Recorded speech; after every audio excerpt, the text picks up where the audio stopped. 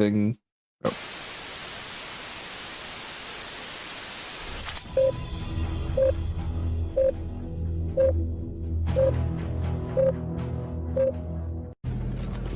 Wake the fuck up, samurai. We have a city to burn.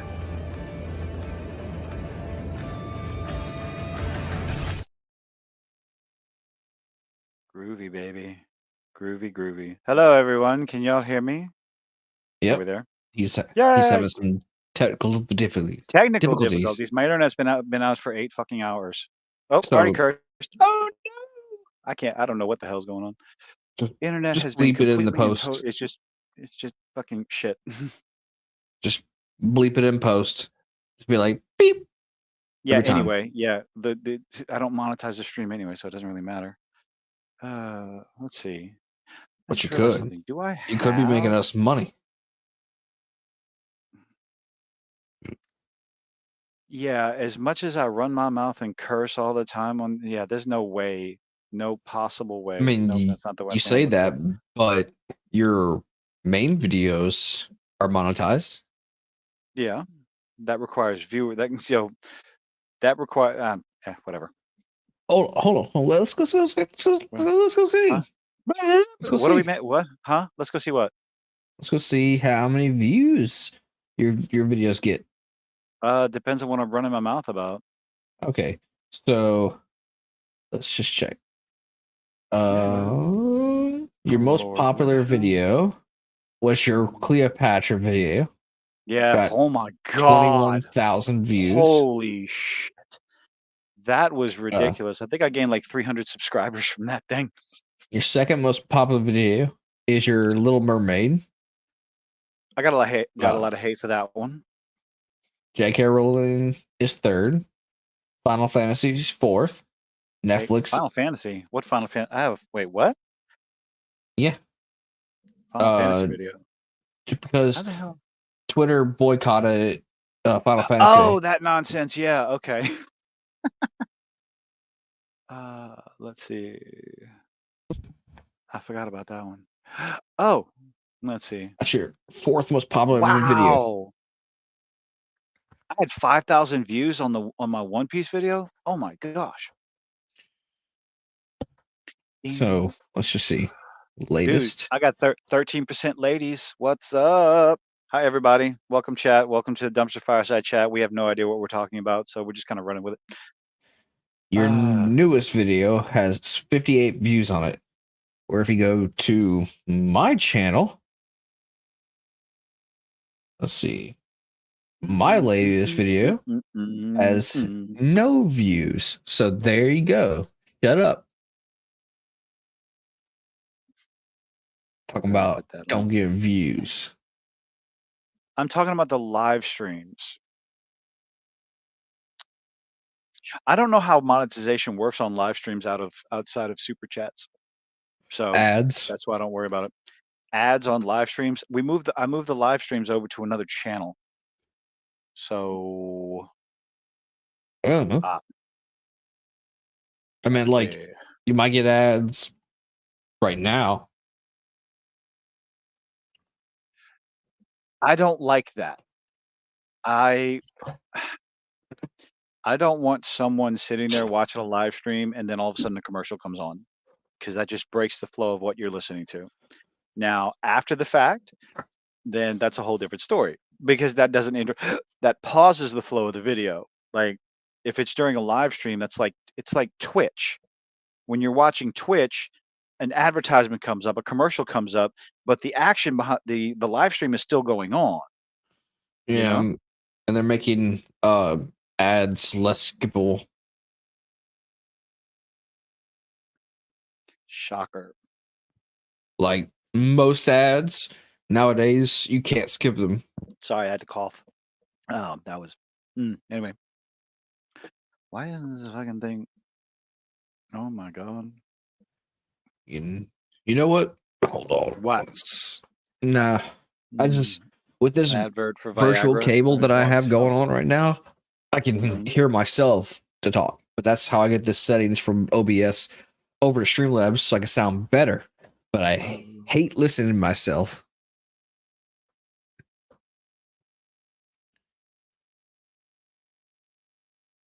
Why would you want to listen to yourself? Well, that's how those settings work. I can't fix it.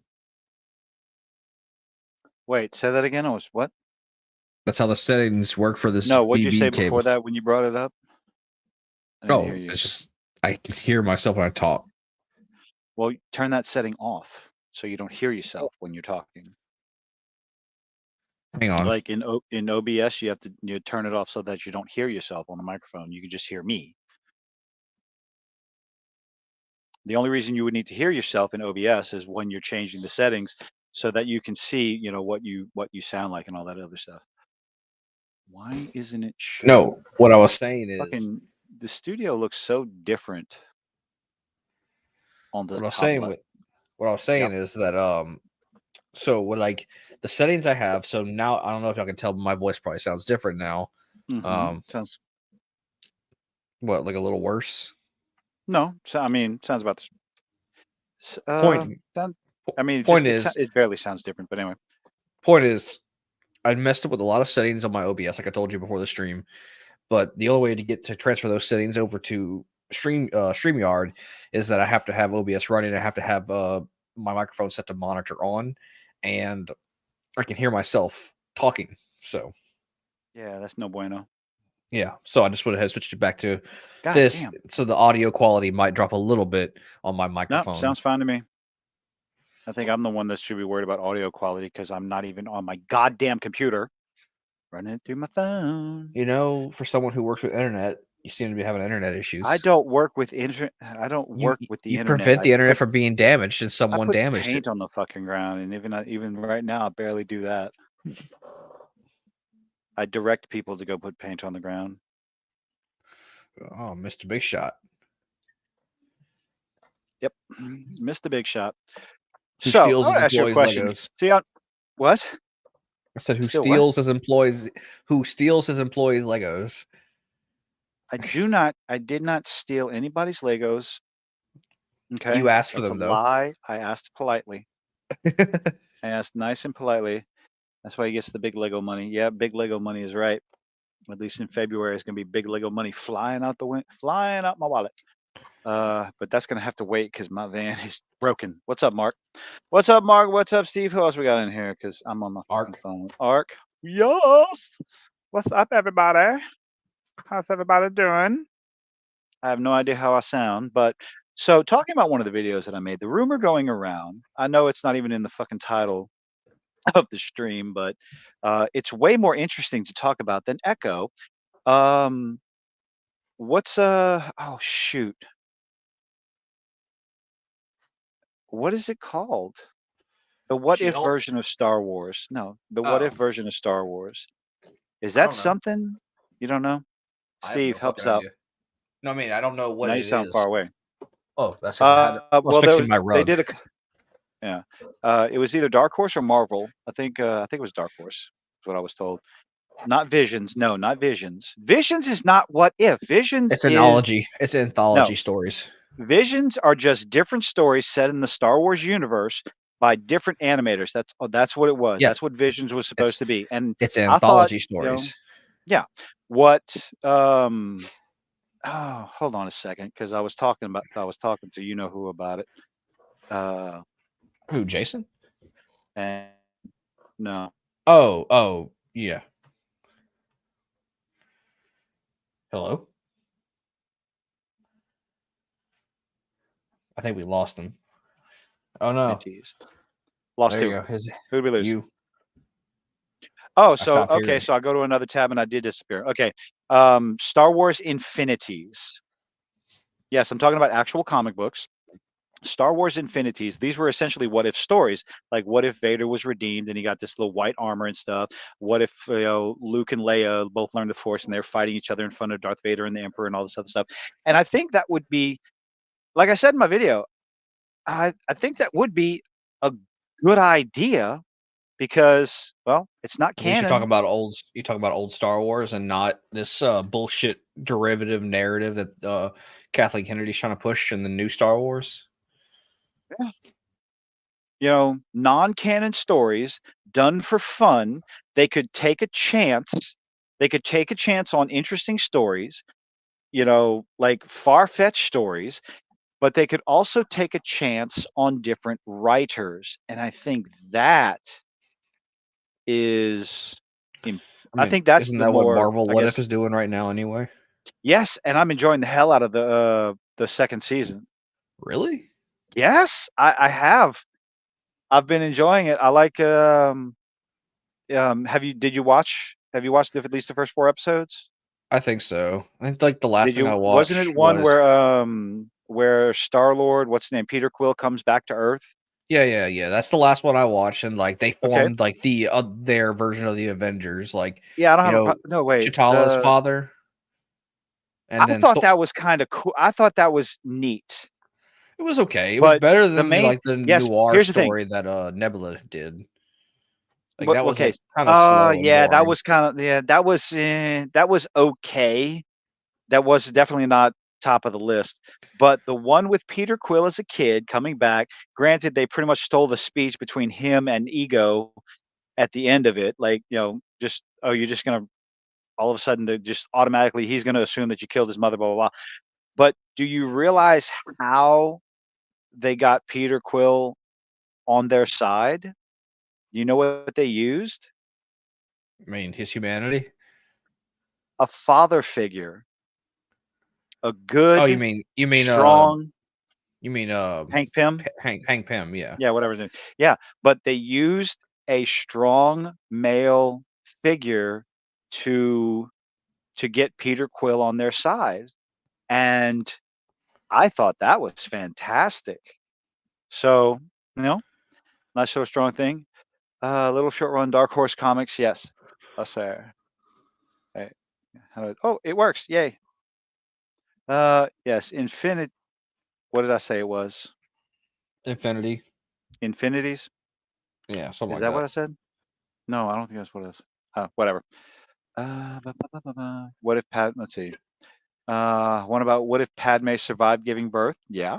What if Luke Skywalker had died when he fell down the chasm in Empire Strikes Back? There's all kinds of different stories you could do. My compliment so far for what if season Anakin 2, beat Obi-Wan, or what if Obi-Wan was able to convince Anakin to not turn to or Vader? I think Star Wars Theory came up with this, and I think I definitely mentioned it. What if it had been Obi-Wan that had died instead of Qui-Gon? What if those two roles were reversed and Anakin had that strong father figure while being trained? Well, there's a bunch of people saying that like if Qui-Gon didn't fall, then Anakin would not have turned, and because Qui-Gon would have sensed Sidious or Palpatine, and yeah, I mean, so many interesting things. And like I said, they could have gone. They could. It's something that they could do to take a risk, because a lot of the stories coming out, some of the complaints people have is like nobody's taking a risk on a story. It's cookie cutter nonsense. They're not taking a chance. They're not taking a chance. They could take chances on new writers, first of all. Don't have anybody in Lucasfilms or at Disney write these stories. Bring independents from outside the company, just like they did with Visions with the animation studios. Use different animation studios. I have a way theory. To find. Go ahead. Maybe the reason why these comics are doing so well, if they're good, I don't know if they're good or not. But if they are doing well, it's because Kathleen Kennedy doesn't have her hands involved in it, because she's focused on the movies. You're talking about the Star Wars Infinities comics? Yeah, they're not new. They're old. They're old as shit. Say, were they before her time? Oh yeah, they're back when Dark Horse was doing Star Wars. Oh, never mind then. Then again, well, it's a similar idea. Where's my internet? Oh wait, sorry, I'm a little irritated. It's been out for 8 fucking hours. Oh, guys, he couldn't play his Rocket League. He wasn't getting his daily update about his Lego I can't do my goddamn work. Come on, your know your job gives you a little internet thing that like lets you do your job on the road. Yes, you are correct. And where I'm at, that cell phone, my cell signal where you live, shite. It is absolute hot garbage. You live near the fancy part of town where there's barely any internet. He doesn't live in fancy town. He just lives next to the part of our fancy town, so there's a part of our town. I won't say which neighborhood he lives next to not give anyone information about where he lives. There's they don't want any I don't want to get doxxed again. Anyway, they don't have any cell towers because the rich people don't think it looks ugly. So they have no cell service in that Okay, whole area, or just Verizon really is. shit. Here's the thing: Verizon cell service is shit. AT&T cell service is fantastic, as you can see, because I'm on my personal phone is AT&T. Point is, My work. they all have all their internets run in the ground and directly hardwired to their house, so that way they don't have any cell towers uglying up their really nice, fancy neighborhood. So that's why the internet's shit out there, or the wireless for the cell service. So let's see, what's the next Star Wars project? Well, apparently Unfortunately, it's going to Ray. be the growth. Well, no. So that's. It depends. The rumor is it's been put on hold indefinitely. They haven't even started writing, even though Daisy Ridley apparently she knows the story and it's fantastic. It's like, yeah, fuck you, bitch. What's the next one? It looks like it's the Grogu Mandalorian movie going out to the theaters, which is like, I didn't even sure, know they were yeah, making go a ahead, do movie. that. It's gonna be shit, huh? I didn't even know they were making a movie based on That's the most recent announced one. Now, see, they announced the Rey movie because that's such a great idea. Let's take a character that nobody's interested in, that nobody cared about, that tanked a franchise, and let's bring her back and make a movie because that's what everybody wants to see. Well, recently they announced that there's going to be a Mandalorian and Grogu movie, and of course, Grace Randolph says that sounds like a great title for the movie because the bleach done went to her brain. Wait. They're calling it the Mandalorian No, Grogu? that's a rumor. If they call it Mandalorian and Grogu, oh, there's a part of me that's just like, please do it. Just do it because that's so stupid. But I don't think they're going to. Now, there is a rumor surrounding it that the fourth season of The Mandalorian, the rumor is instead of 8 episodes, they're going to do 6 episodes on Disney Plus, and the last 2 episodes they're going to turn those into a movie to release at the theaters, which is, well, dumb. So But they're making the again, whole thing where like you gotta watch. I know, but control. they did that with fucking Kamala Khan. Look how that turned out. It turned out terribly, which is why it's like, well, maybe if they do that, it will prove beyond a shadow of a doubt that Disney doesn't learn from any of their mistakes. You think they Boba learned from their Fett is going to be mistakes? in the movie? Let Boba Fett stay dead. They've ruined his character. They've ruined every character, every legacy character that they bring back. They just shit all over him. So just like, I'm sure Tamora Morrison would love to come back and play his character if he had actual control of what they do. But I just leave him. Get away from the Skywalker saga. Try something new. I enjoyed the hell out of Visions. Go after some of those stories. Go after some of those especially the animation studios. Especially what was it? Episode 1 of season 1, the Samurai. That was fantastic with the R5 droid with the hat on. I thought that was kind of cool. So, but what is a what if Star Wars series something that you would be interested in? I mean, sure, if they did it right and Kathleen Kennedy didn't put her bullshit into it. Oh, isn't that the key there? If they did it right. What do y'all think about my avatar? I keep looking at it as like, I look weird. My executive producer made it, as you can see on the banner. I'm irritated, but I love it. I love it. I love it. I'm going to use it for a few videos and a few live streams every now and then because it's awesome. She made it just for me. So, shall we continue and finish our discussion of Echo? I guess. So, you watched the rest of the episodes 3, 4, and 5. So, episode 3. I know we talked a little bit about episode 3 last week. Oh, my old model's still there. I have a bunch of models. It's gonna come and go. Brutal, honestly, now I'll know the backstory. Backstory for what? Brutal.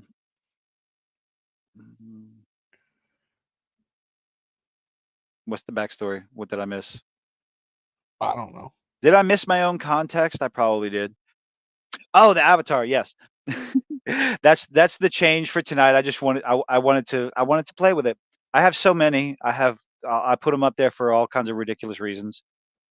Depends on my mood. It's always I stick with a TV head. Echo died in the No, we're talking about Marvel. We're talking about Marvel now. Like just like in the title, we're gonna jump into the actual title of the discussion, no matter how much whew, no matter how terrible it is. So one of my number one criticisms with that fight scene. Oh no, let's Which go with one? the entire episode 3. She gets captured. First of all, she gets distracted by her ancestors, and then they get her with chloroform, and they hang her upside down in the roller rink. Why didn't they just leave her there? But why tie her up? Why do that at all? It seems overly extravagant, nonsense. It seems nonsensically extravagant. Because the show didn't know how they were going to. Because they kept moving her around, and even after they caught her trying to escape, and they didn't make more precautions to prevent her from escaping. They gave her goddamn foot back. Why do the bad guys in these shows have to be stupid?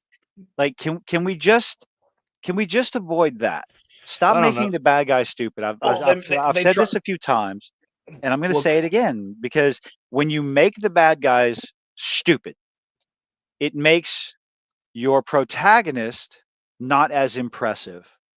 Because if your bad guys are smart. Well, clearly he was just a methed up little white dude. Because I saw a theme in this show, like the native. I'm not. You know what I'm saying? Like, and I hate to sound like that guy, but it seemed like Native American people all the white people are dumb or evil. All white people bad. Every single one of them, and that's the theme throughout most things coming out of Disney. It's like, okay, indigenous people or people of color good, or indigenous people of color, non-white women, good, white no, bad, or women, non-white good, white bad, and women. So basically, white male bad equals bad, no matter what. I'm sorry. The Lizzo wannabe and the Scarecrow, that skinny white bitch, they were dumb as a box of rocks and evil. Like, they were extra stupid. They were extra stupid. I know. It just it seems like that was this whole show was trying to be like say kind of. Well, yeah. And then, I mean, that's what Disney's trying to say. That's what everything is. It just feels like every time you turn around, that's what it's trying to say. And maybe that's why What If was such a breath of fresh air, because they changed things up. There's no specific demographic that's evil. It's most time it's aliens. Usually it's the aliens that are evil. So it's just people who don't exist. Yeah, whatever. But they gave her goddamn foot back and left her alone in a room with a bunch of makeshift weapons. And then she MacGyvers her ass out of there. Somebody help me out with that. Like, what? Suddenly she's MacGyver. That one blew my mind. Yeah, like they never. All we ever saw was Kingpin teaching her how to fight. He never taught her how to jury rig anything. Yeah, jury rig. Like, what was it? Was it like she was shooting rivets? Not rivets. I thought it was ball washers. No, washers? Those were roller skate bearings. Okay, yeah. She made a gun that shot like the wheel bearings on a roller blade. Used the cordless drill, which is somehow going to. I don't know. My number one problem with Maya Lopez as a character is there's absolutely no redemption. There's no accountability, which is no big surprise because there was no accountability for also Scarlet Witch. There's no accountability for any of these characters, which makes them completely and totally 100% unrelatable. I'm sorry. They gave her foot back. They gave her foot back. And the closest thing that you would think the bad guys, they know she's deaf. Use that to your advantage. She's got a prosthetic leg. With the whenever they caught her off guard whenever she was being distracted by her visions or her whatever. ancestors. That was funny. Well, the closest thing to her deafness coming into play was when she used it to her own advantage when she turned the music loud. That was the closest thing. Otherwise, it wasn't a factor throughout the entire 5 episodes at all. Not a factor. Like, make the story interesting. Ah, Maya's a master MacGyver. Leave her alone because why? And the other thing, you have someone with a prosthetic leg, and you let her keep it. Yeah, because You they let her keep it. I don't even remember why they gave it back to her. Did they explain why they did? Like, Of course not, because plot, because reasons. Okay, like you want to keep her in one spot, waiting for the other guys to show up. Well, you tie her up her arms behind her back. You pull off her prosthetic leg and Hey, don't toss it give in the back. lake. You just toss it in the lake. Just poof, it's gone. It's by. No problem whatsoever. Or in the next room or somewhere unavailable to her, like in a locked locker. Oh no, no, no, no, no, no, no, no. That lake that they caught her at, where they chloroformed her, that's where I'm leaving it. But no, bad guys are stupid, so whatever. Well, I mean, I get maybe they thought Kingpin would have killed him if they didn't give her leg. I don't fucking know, because he obviously he gave her also Kingpin gave her too many chances. Like, oh, that's a whole different problem. What some of the stuff they will definitely take that took me out of the whole thing. Sure, she's athletic, she can fight, and the actress is able to get around with a prosthetic leg. The thing is, but none of them shot her. If you could have just shoot her in the foot. Take her prosthetic Also, leg, shoot her in the foot. Like, she can't hear gunshots, so she can't dodge them because she won't know they're coming. You also can't dodge a gunshot. Daredevil you can't dodge a bullet.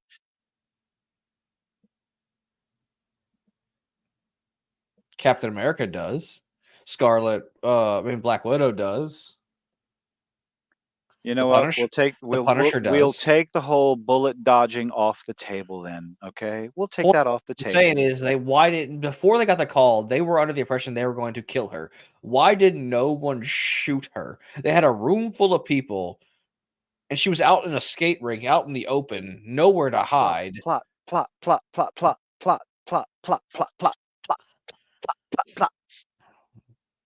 Why did they have to try and capture her to kill her executioner style when if they were just going to kill her before Kingpin stepped in with the phone call? Which, how did he know? How did he know to call right then and there? No, how did Kingpin know to call them right then and there? How did he know when they captured her? Because you have a room full of Disney writers who believe that is how you set up the stakes. That is how you create tension. Like, my mind made a mental gymnastic to try and make this work. Like, so her uncle. Oh, I can't wait to hear this. Her uncle, right? The one who owns the skate ring. He works for Kingpin, right? Maybe Kingpin likes to keep eyes on his businesses, so he constantly keeps cameras in the places that he owns. Because I'm pretty sure he owns that skate ring. And then maybe he saw through the cameras and saw they were about to kill Maya. I was like, oh, better call them. That's the only way I could think of it. That is literally the only thing that I could think, because the dude works for him. So he has cameras set up. Which, if he had cameras, but then again, if he had cameras set up, he would have known Maya went to the fucking skate ring. Well, maybe he didn't, because he doesn't know. He was incapacitated because shot him in the face. It's just so wonderful that even when you're trying to go through the mental gymnastics of writing the story for them, there's still plot holes. There's still massive gaping plot holes because the writing is bad. Just the writing is terrible with this show, with everything that's coming out of Disney. I want to know who's writing What If. Okay, I want to see who the writers are for What If season 2 and a few of the episodes with season 1, because these are enjoyable, fun, even when for some reason they're continuing the story from one episode to another and one season to another. It's like, okay, well, that's not terrible, that's not bad. Although the What If episode where what if Ultron won? It's like, okay, if he could do this the entire time, why didn't he do this from the beginning? You mean Vision? Screwing the Vision? No, that wasn't Vision. That was Ultron. You know what I'm saying? Why didn't Vision just use the Mind Stone to cut Thanos in half? Oh God, that was so stupid. Thanos shows up, zoom, in half. What? Okay. That was funny. Well, the only thing that you could think of is that because Vision was taken, like he was taken out early. Like he was like blindsided. That's the only reason why. It's also the time. Also the time frame that like Ultron won, he would have killed everybody right then and there, and Thanos didn't show up till like what 7 years later. So like. Also, but we have some gaping plot holes. Yes, that's all you have from Disney, Marvel, everything coming out of Lucasfilm is one massive plot hole after another. I just think that some of the plot holes are more acceptable when it comes to a what if non-canon story. You know, I think there's some things you can look past. I mean, I'm still going to criticize them, but it's, I guess you judge it on a scale of how much does this affect other stories? And if it's a what if, a one shot, it's like, okay. If it, if it needs something better, if the writing could be better, then I'm going to say it. If it's just fun, I'm going to say it. If I enjoy it, I'm going to say it. If I think it's shit, I'm going to say it. Echo was shit, by the way. Yeah. Oh, man. As I cough, sorry. Also, like, she instantly became a master of her powers when she got them, like... Oh, so we're talking... Okay, back to Echo. So, talking about the ancestors, how do her powers work? Her powers, the whole thing with her powers is whenever the ancestors see you are in dire need, okay, when you need it the most. Okay, well then why was Maya's mother able to just heal a bird for no fucking reason? Because plot needed her to. Gotta show the power. And all of a sudden, Echo has the ability to. She's now a perfect shot, an awesome fighter. She's a masterful tactician. So how did the grandmother and the cousin know how to fight instantly right then and there? Because they were possessed by their ancestors. 80-fucking-year-old woman, 70-year-old woman. Oh, that scene was so bad. Holy crap! Everybody's got guns, but nobody's gonna shoot anybody. Why didn't they just like? Like, because Kingpin was ready there to kill them. Yeah. Mm-hmm. They should have just killed him.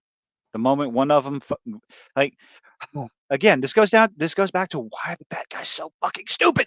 Why are the bad guys? What's up, Hunty? Why are the bad guys? What's up, Lyric, by the way, as well? I forgot. I say hi to everybody. Except you. No, I'm kidding. Fuck you too.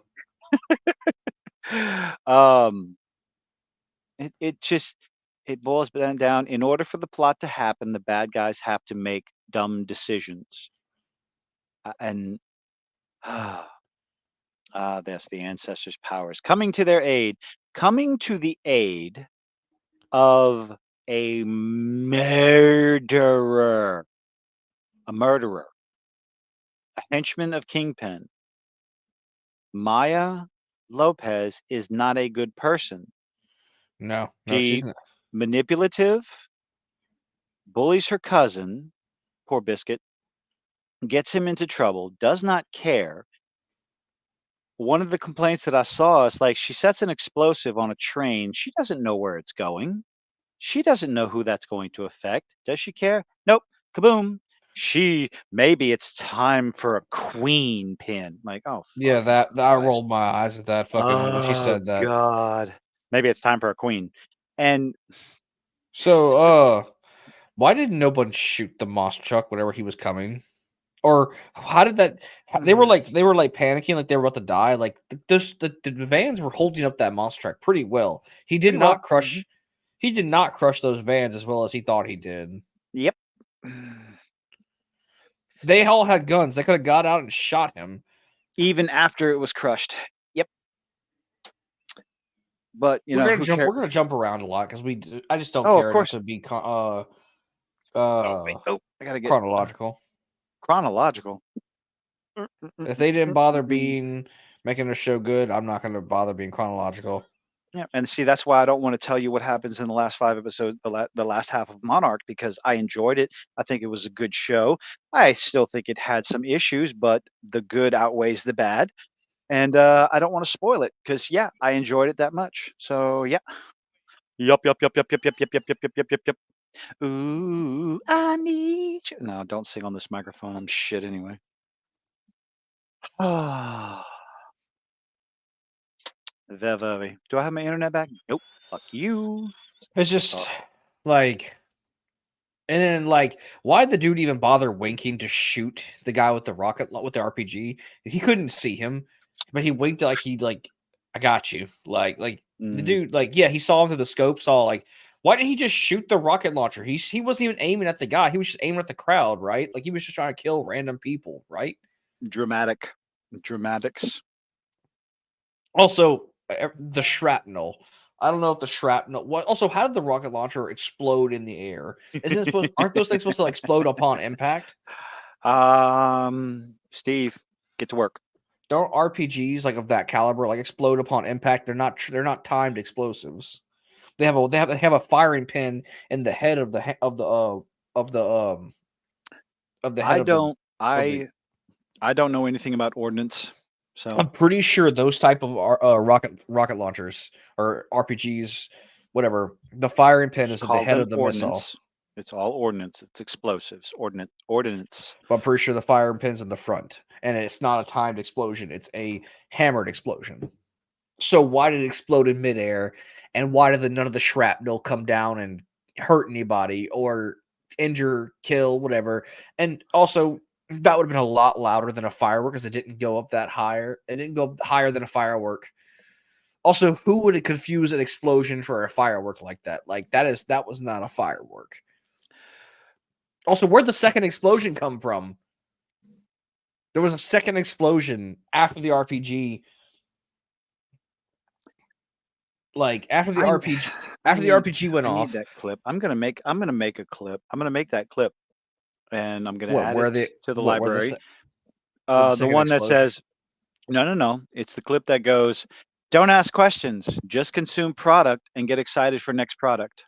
Like there's only one RPG. The dude pulled one rocket head out of the fucking cooler, fired it, exploded in the air. The announcer acknowledges, like, "Oh, fireworks!" and then did his Native American chant, and then a second explosion happened. What was the second explosion? They weren't popping fireworks. Spectacle over substance. That's all it is. Spectacle over substance. I didn't know RPGs blew up twice, especially after it blows up the initial time. They don't. We know that. Spectacle over substance. Also, they have a whole team of people looking for Maya. She's in the middle of the event where everyone's looking, and they know what she looks like. Well, not just that. Are they trying to say that all Indian or Native American people look the same?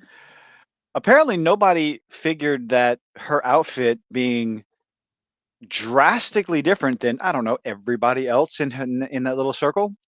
Everyone else walking, everyone else is in brights, whites, yellows, blues, and stuff, and she's wearing brown, maroon, leather. Yeah, because heaven forbid you don't have enough brain power. Oh wait, you got to be stupid in order to move the plot along. Like, did no one see her? They had people with binoculars. They had people in the crowds watching for her. They all know what she looks like. I'm sure Kingpin did a brief, unless he didn't do a brief and be like, "Hey, this is what she looks like. Find her. This is my most wanted person right now." I love it that I'm not the one that has to bring all this nonsense up, that you're actually noticing it. When other people start noticing these things, you start noticing it more and more. You start noticing the bad writing when all you want to do is I just want to be able to sit down and watch a TV show. But when you're constantly doing something that takes me out of it, that's like, wait a minute, that's not realistic. Like if one individual if somebody's deaf, another person, and they both know ALS, of course, because the deaf person is going to know ALS because that's how they communicate. If the hearing enabled, the hearing privileged, they fucking said this in an interview. They called it hearing privilege. That's the ability to hear is not a privilege. It is normal. Things that are normal, average, everyday things that the vast majority of people on the planet have is not privilege. That's like saying we're talking about, dude, everything's white privilege nowadays. You no, know that's that. like saying oxygen privileged. I have the ability to breathe, therefore I'm oxygen privileged. What? That's what that is. That's what it's like. So to go on an interview, I never knew what it was like to be hearing privilege. Like, fuck off, you disingenuous, entitled twat. Anyway, Who said that? back to what. I think it was the actress that plays Maya's sister. I mean, cousin, whatever. Bonnie. I think her name is Bonnie because I think that's her name. I think it started with a B. Anyway, doesn't matter. Did it bother you that people were talking as they were signing shit out to Maya? Yeah, I mean, maybe they're trying to make sure they can read her lips or something, or she can read their lips or something. But it made no indication that she was able to read lips at any time throughout the entire series. It was always through sign language. She would have never needed a translator for Kingpin whenever he talked to her. Which I was about to say, if someone can actually make that device he used a real thing, that'd be a fantastic invention. Like, shit. So there's another problem. How did they know that she tossed it out? How did they know? How would Kingpin have known that she got rid of it and have Bonnie translate everything to you? Maybe she had a tracking device in it. Okay, so a contact lens that would allow you to see that kind of shit is far-fetched. Adding a tracking device to a contact lens with all the rest of that technology, I draw the line. I'm sorry. That's too much for me.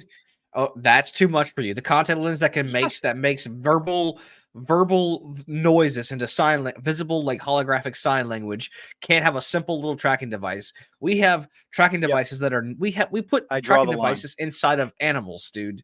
Yeah, they're big as a microchip. They're not tiny. Yeah, but we can make them probably. I don't know how tiny we can make them, but I'm pretty sure we can make them really fucking tiny. Hold on, let me. Yeah, you know what? I draw the line at certain technological foolishness. Okay.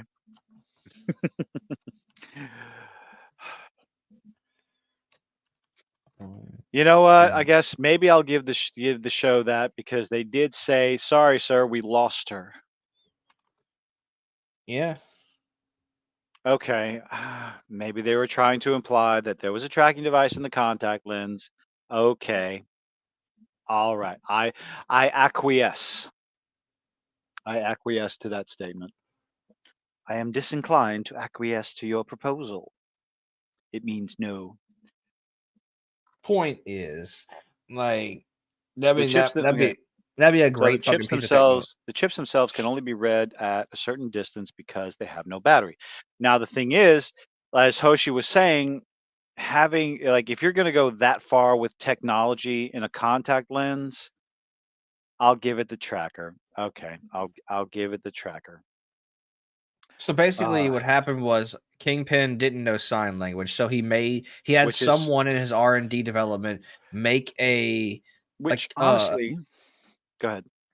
He made a device that had like a little. He held a little box in his hand, and he talked into the box. And whenever he talked to Maya, the contact lens would make holograms of hands that was signed for her, so she can hear what he's not hear. Yeah, read but what he's that technology was that was if she was looking at anyone. That's how it worked. Anyone that she saw talking, the technology. He was the only one holding the box. No, the box was just a carrying case. It looked like a little like a computer in his hand. You know what? I don't care. I don't care enough, honestly. Like the show, it just did not matter enough. In 5 episodes, they're trying to convince you that Kingpin, the reason why Kingpin wants her alive, she wants her, loves her so much, wants her to be by his side, And yet in 20 years, He didn't he learn didn't sign language. learn sign language. Also, Ah. didn't Clint kill her father? I can't remember from. Oh wait, no, because like in Hawkeye, Clint, I think it yes, was revealed that. Hawkeye killed her father. Yes, But was it under Kingpin's orders? I don't know. I would have to go back and watch Hawkeye, and that's not happening. Because I don't remember. Because like, I don't remember why she thinks he killed her father. She watched Hawkeye kill her father. Apparently, Hawkeye implied that Kingpin set Hawkeye up to kill her dad intentionally. Which, again, 2 instances. You have Daredevil in the first episode. Sole intention is to ruin Kingpin's day by taking out all of his henchmen. By the way, Daredevil wasn't killing any of those people. He just beats them up. He doesn't kill them. And your video, in a video you were come out like a couple. I watched it today. You said that Daredevil was killing them. Daredevil doesn't kill people. He doesn't kill them. No. Well, he just gives them really big boo-boos, to quote. No, he gives them Nobody dies in this film. They just get really bad boo-boos. The biggest boo-boo they got was that hospital bill, because they're gonna have to pay it out of pocket. You know, Kingpin doesn't have an insurance plan. Then why didn't he beat the shit out of Maya? Because she was able to keep up with him, toe to toe with him. So, okay, I will acquiesce to that. Daredevil doesn't kill Kingpin's henchmen. Okay, you want to know who does kill everyone in sight, or who was killing everyone in sight at that time? Maya. Ronin. Oh yeah. Ronin was killing everyone, and I'm sorry.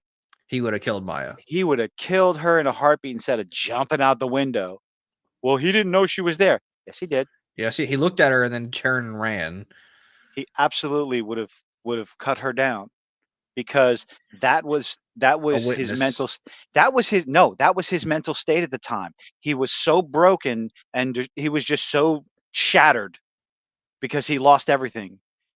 He was getting, I don't know whether it was revenge or whatever. They never explained Clint's motivation. He was just going around the world killing all the mob bosses. Killing all the bad guys. He was killing all the bad guys.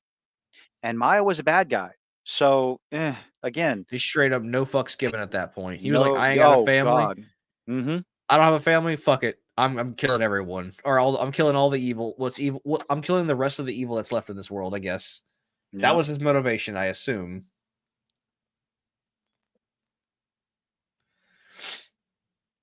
Fuck, what was I about to say? Oh, I can't remember.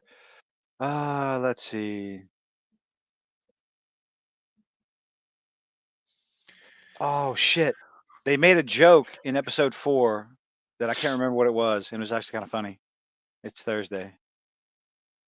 Oh yeah. He was like, "Can't we have Sunday dinner?" Oh, Sunday breakfast. Sunday breakfast or Sunday dinner? Sunday dinner. That was actually a good joke. He said, like, just have a Sunday dinner like old times. It's Thursday. Okay, God, again. I mean, I thought that was like, okay. The dude she was paranoid as fuck. She poured a whole bottle of wine down the drain. He was like, "Where's the wine?" It came recommended. Like, I will say, like, Vincent D'Onofrio is probably the best part of this whole show, because like because he's a good actor. I love how he plays Kingpin. Like he my girlfriend was watching with me, and she said, like, man, he gives me the fucking creeps. It's like he's supposed to. That's what his role is supposed to be. He's supposed to be intimidating. Like, have you ever seen The Cell? It's either Cell or The Cell. No, Vincent D'Onofrio plays essentially like some Moki Luck. Steve, help me out. The only good thing. Well, that's usually the only good thing about anything is the doggo. Squirrel. It's with Jennifer Lopez. She's a detective. I think she's a detective. She's some sort of, anyway. But Vincent D'Onofrio plays the evil bad entity thing. So if you want to see Vincent D'Onofrio giving off creepy, spooky, disturbing vibes, that's it. Also, Vincent D'Onofrio plays the bartender in The 13th Floor. I recommend that one. I might see the movie with different eyes today. I watched it a really, really, really long time ago. He But it's one also of those things. played the religious father in The Ring 3, I think, or I didn't get that far. I barely even watched the first one. What But is scary? this was like I was familiar with Vincent D'Onofrio from, of course, Full Metal Jacket. Oh Private yeah, Pile. yeah. That's Vincent D'Onofrio, and then I find out he's in these other movies. So I wanted to check him out because I like him as an actor. I enjoy him as an actor, and then you need to watch Daredevil, motherfucker. He's so involved in Daredevil. Yeah, he has a fantastic range. He was he was a piece of shit in the Jurassic Park movie or Jurassic World movie. Like, not a piece of shit, but he played such a sleazebag in that movie. The one, it was in the first Jurassic World. You haven't seen those movies yet, have you? Yeah. I saw Jurassic World. He played the military guy who got eaten by the raptor at the end of the movie. I know. Okay. Oh, Jesus Christ. Steve, I like how I can't look at Discord right now, although I am. I don't know if they're just adding prosthetics or they're over tailoring his suit, like adding padding to suit. He looks so much bigger as Kingpin. I know he's supposed to be a big guy, but like Vincent D'Onofrio is not that big. Picture saved to your Discord. Oh my lord. Oh, I can't look at my Discord right now. Do you want to go look at it and tell you what he? No, I want to look at it. I mean, I can show it to you on the stream. That's kind of dangerous. I'll go see it and then I'll tell you if it's safe. Give me a second. Is it safe? Is it secret? Is it safe? It's probably not. Let's see. It's in your Discord. So go there. Is it in general? Photo dump. Photo dump. Does it take me away? Oh wait. Oh, it's Vincent D'Onofrio dressed as a devil with his hair. Or that, I assume that's Vincent D'Onofrio. Is that Vincent D'Onofrio? Movie, Steve. Is it Cell or The Cell?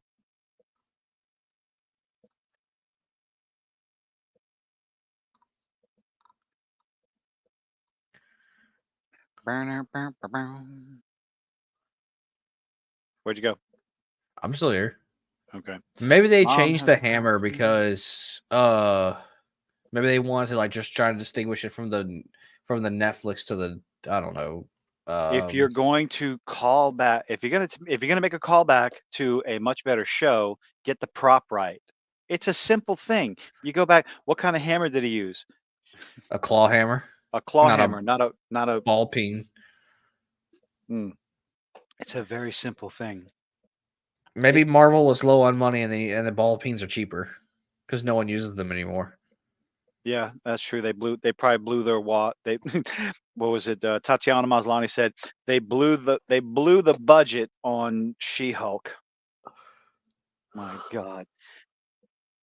One episode of She-Hulk cost more than Godzilla -1. And now they're not even making a second season. I want you to understand that, okay? One episode of She-Hulk cost more than Godzilla -1.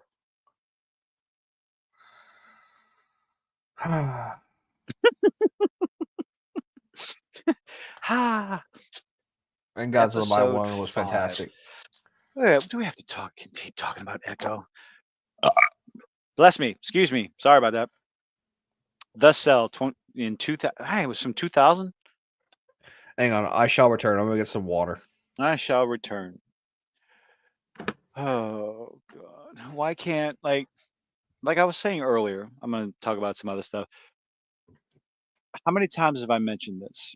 Probably a few, but when you have a bad guy that is smart, conniving, that is, smart, intelligent, how many different ways can I say the same thing? Where you have them outsmart your protagonist a few times, when your protagonist wins and it makes your protagonist look that much better. when all your bad guys are dumb as a box of shit, it doesn't help your protagonist. It's like, oh, the protagonist won. They beat the redneck hick meth looking country fucks at the skating rink. Okay, cool. That's not impressive. That's just not. It's not. I don't know. I just want good writing. I want something interesting to watch. Oh yeah, we jumped around to the powwow. Why did they change Maya's Indian tribe from the comic books to the TV show? Why did they change her power from the comic book to the TV show? Why make these changes, fundamental changes to the character from one iteration to another that aren't necessary? I just never understand that. Well, he'll be back unless, of course, it's a horror movie, in which case, famous last words. Just like you survived when I said, be right back, Steve. Oh, man. My internet went out. We're going on 9 hours now. I look over at my modem and it's still blinking red. I am not happy. This makes me very unhappy. This interferes with my regular everyday nonsense. But at the same time, I caught up with Monarch, watched all that, and actually enjoying the What If series. I know that's strange because we're supposed to hate everything, but yeah, I think the What If cartoon that Disney's putting out, that Marvel's putting out, it's decent enough. So that's why I said that. It's funny. After watching what they're doing with What If, it makes me more interested and more hopeful. I know that's foolish coming from Disney and Marvel and Lucasfilm, but it makes me more hopeful that a Star Wars What If style could be good. Just like, can you imagine that? That would be. Most of the animated stuff I like actually a lot more than the current live action stuff. Yeah. Maybe we get more style, less spectacle. maybe this might be really wishful thinking. Maybe we can get some characters with emotion, with more than one emotion, more than one facial expression. That would be good.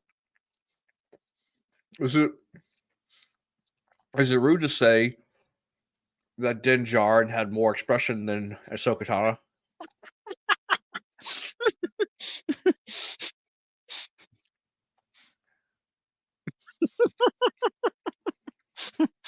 And he only took off his mask like what, twice? Yeah, like 3 times. Had more facial expressions. Oh, I don't know. Accurate.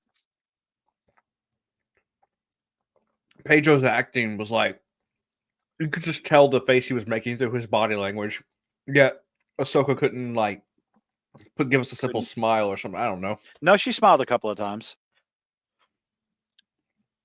So where do you think the character of Kingpin is going based on that little after credit scene? Obviously, he's gonna run for mayor. No shit. What do you think that's going to mean for the Daredevil and possible Punisher series? That so what's probably gonna happen is they're probably gonna try and copy off the Netflix show. Because I think I'm pretty sure Born Again. They're copying off the net. Yes, they're doing Born Again. I'm pretty sure he tried to run for office in the show, and then the Daredevil exposed all of his crimes, and then took him to. So how he did it in the show, he exposed all his crimes as Daredevil as a vigilante, which should never have worked in court, by the way, because evidence brought in by a vigilante can't be used in a court of law against you. And then he tried him as Matthew Murdock. And then it ruined his election, or it ruined his chances of being a political figure. So that's probably what they're going to do with it. Wait, ruined whose chances of being a political figure? Wilson Fisk, Kingpin. Oh, gotcha. So wait, in the Netflix Daredevil, they revealed that Matthew Murdock is Daredevil? At the end of it, yeah. Only the Kingpin.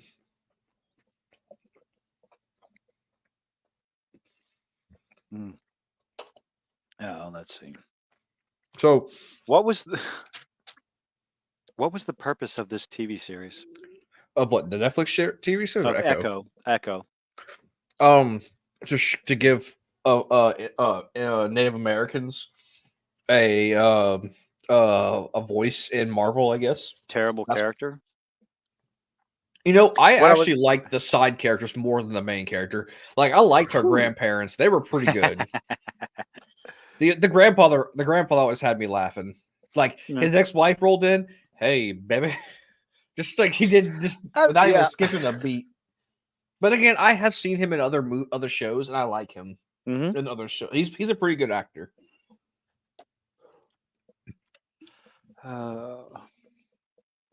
I think. No, fuck this show. I'm done with it. So aggravating. Just nonsense and nonsense and nonsense. You need to finish watching Monarch. I was watching it yesterday when I was working on my hard drive and stuff like that, my computer. So I've watched a couple of trailers recently. One of them is, of course, He-Man Revolution. Oh yeah, I watched it. The trailer actually looks pretty damn good. Well, but then again, they made the trailer for yeah. That's what in the video I did. Now the views for Revelation 2 years ago, right? So take with that what you will. 2 million views. Oh, got the hiccups now. 2 million views. One moment. But then the trailer for Revolution, I don't know. Go check. How many views does it have? How many views does the official Netflix trailer for it? Not the teaser trailer, the official trailer. How many views does it have right now? Because I fucking can't check it. Well, I guess I could. I got my tablet. Where's my tablet? I got it. Hold on. It currently has 386,000. It hasn't even broken 500,000. And it's been out for 2 months. Or maybe we could go off the teaser trailer because we can compare teaser to teaser. Go to the teaser trailer. I'll tell you what, I'm gonna. You do one, I'm gonna do the other. There's 2 Netflix trailers. There's one's the teaser, one's the official. Oh, the official one, the official trailer has 380,000 views. The teaser has 506,000. Oh, it broke 500,000. Okay, cool. Now, you said the teaser has 500,000? Yes. Right? Okay. So, the teaser trailer for Netflix. And apparently Kevin Smith retaliated against the haters. According to other parts of YouTube. Well, he has absolutely tanked his reputation, and nobody cares. Nobody's going to feel sorry for his crying, alas. So, the official announcement trailer for Netflix's Devil May Cry has 2.2 million views 3 months ago. Yes. What do you think people are excited about? I'm excited about Devil May Cry. I love Devil May Cry. I don't know much about the story, but I've played every game. I love Devil May Cry. Everybody tells me it's good. You need to play it. Blah blah blah. Whatever. I'm gonna check it out. It's a fun. Like if you just want to go run around and kill shit game, that's basically what it is. Oh yeah. I'm also gonna check out He-Man Revolution because you know what. The trailer for it got me with the bells and whistles, and it did what it needed to do. And of course, I'm also going to watch it because my channel. Is it going to be a bait and switch? Will not surprise me. I know this. You might like hate on me for saying this, but like the scenes with He-Man actually being He-Man and the and was actually pretty good. Even the mindless hulking He-Man, he summoned the power without the sword. I kind of liked that. Well, it's looking like those are. It's looking like now, just based on the trailer, that these are multiverse He-Man. Like the big hulking one is going to be Dolph Lundgren's version of it, because if you saw who was there with Orko. Oh, obviously, He-Man's gonna give up the throne. Adam's gonna give up the throne to either what's her name God, or yes. No, Tila becomes the keeper of Grayskull. What's her yeah, name? but she's no longer bound to. She's like, why didn't you just do this whenever you were the keeper? Now she's no longer bound. Remember, she doesn't No, have I to stay don't, because there I didn't watch anymore. the first fucking season. I mean, the second. Oh well, she's no longer bound. She broke the curse. She's now free to go wherever she wants because she willed it so. She took her mother's power, and she's no longer bound To Castle to the Grayskull. Castle Grayskull. She can now go wherever The she sorceress. wants. Thank you, Steve. So Tila became the sorceress, but she's better because Strong. Well, fuck you, Kevin Smith. Somebody actually tried to tell me in my comment section that it wasn't Kevin Smith. They brought him in the 11th hour. The show was already done. They just wanted to put his name on it as a show. It was like, no, Kevin Smith was the showrunner. He came out as the showrunner. He talked about it as the showrunner.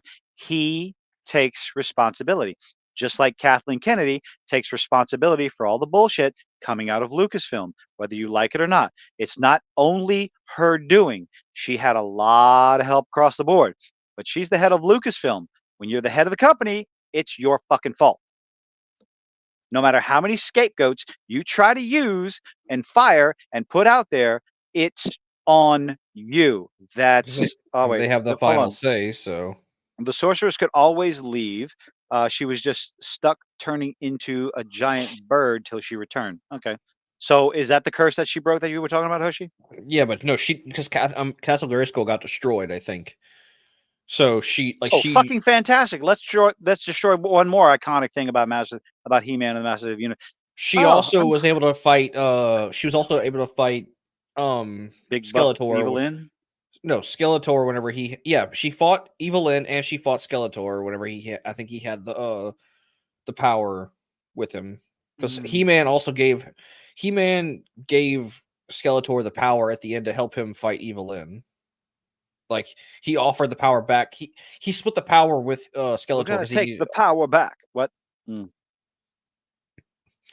Sorry, it's Public Enemy. Public Enemy #1. Freeze. Gotta tell him that I really never had a gun. Anyway, huh? It's been a while. So I would have to rewatch the show. Yeah, that ain't gonna fucking happen. I said I would. Should I watch the first season? Should I watch Revelation? I mean, do I need to subject myself to that nonsense? The second half was better than the first. I will say that. They killed He-Man. They brought him back, and well, fucking whatever. What it looks like, based on that opening little speech where Adam's father says, "You can't rule as He-Man and as Adam. You have to pick one." And it's like, well, that opening line tells. I mean, a lot of people heard that line and said, "Nope, I'm out. I'm done," because they can see where it's going. They can predict, where it's going. Well, you don't know that's actually what's going to happen. You're not going to give it a chance. Like, no, a lot of people will not give it a chance. After what Kevin Smith did, it's not just the whole bait and switch. It's that he lied about it. Not to mention that he attacked Clownfish TV.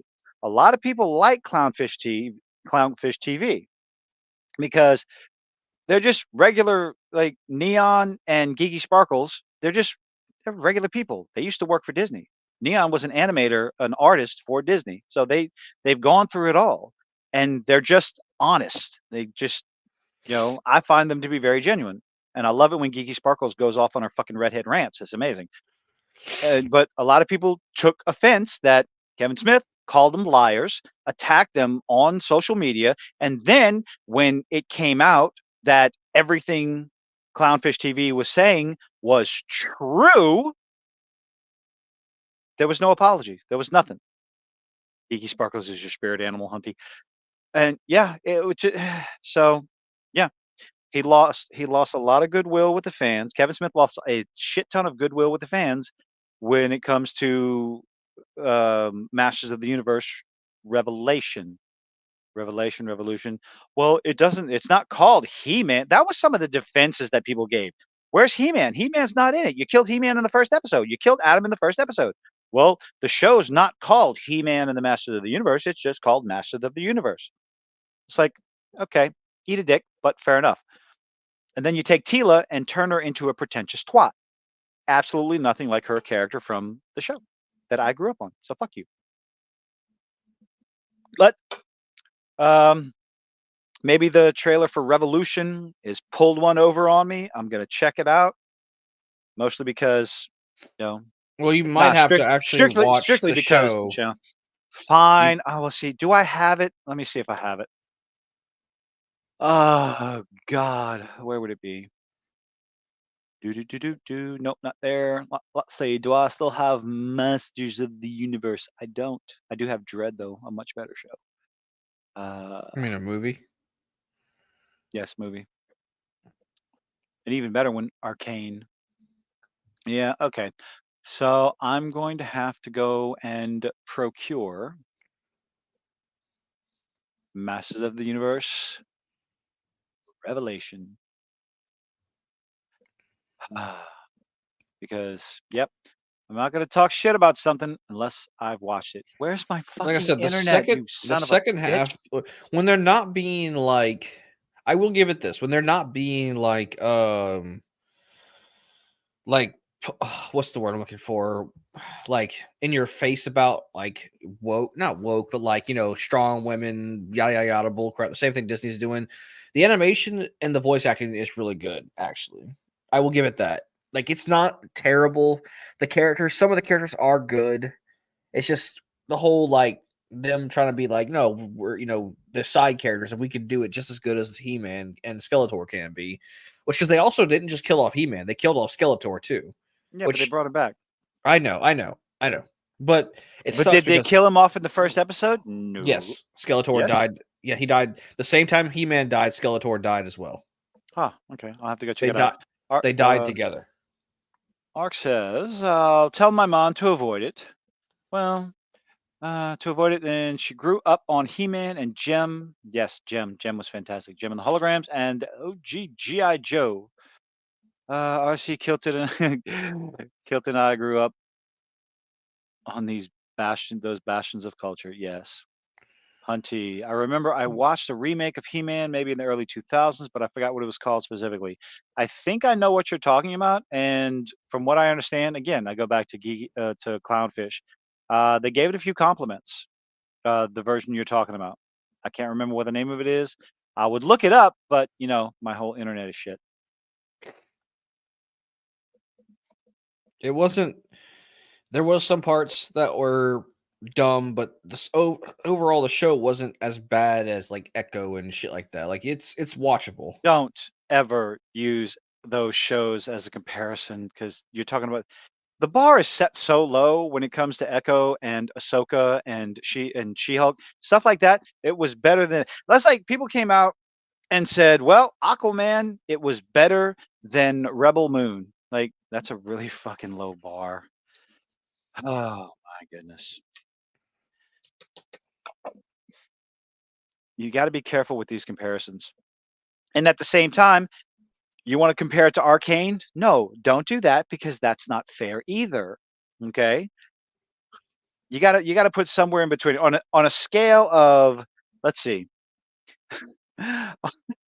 On a scale of Velma to Arcane, where does the show fall? I mean, it's a good middle. There's some. Was it better than Velma? Yes. Like I said, God, yeah. Everything's better than Velma. Like, Drawn Together, I believe that's what it was called. Drawn Together was better than Velma, and that show was an atrocity.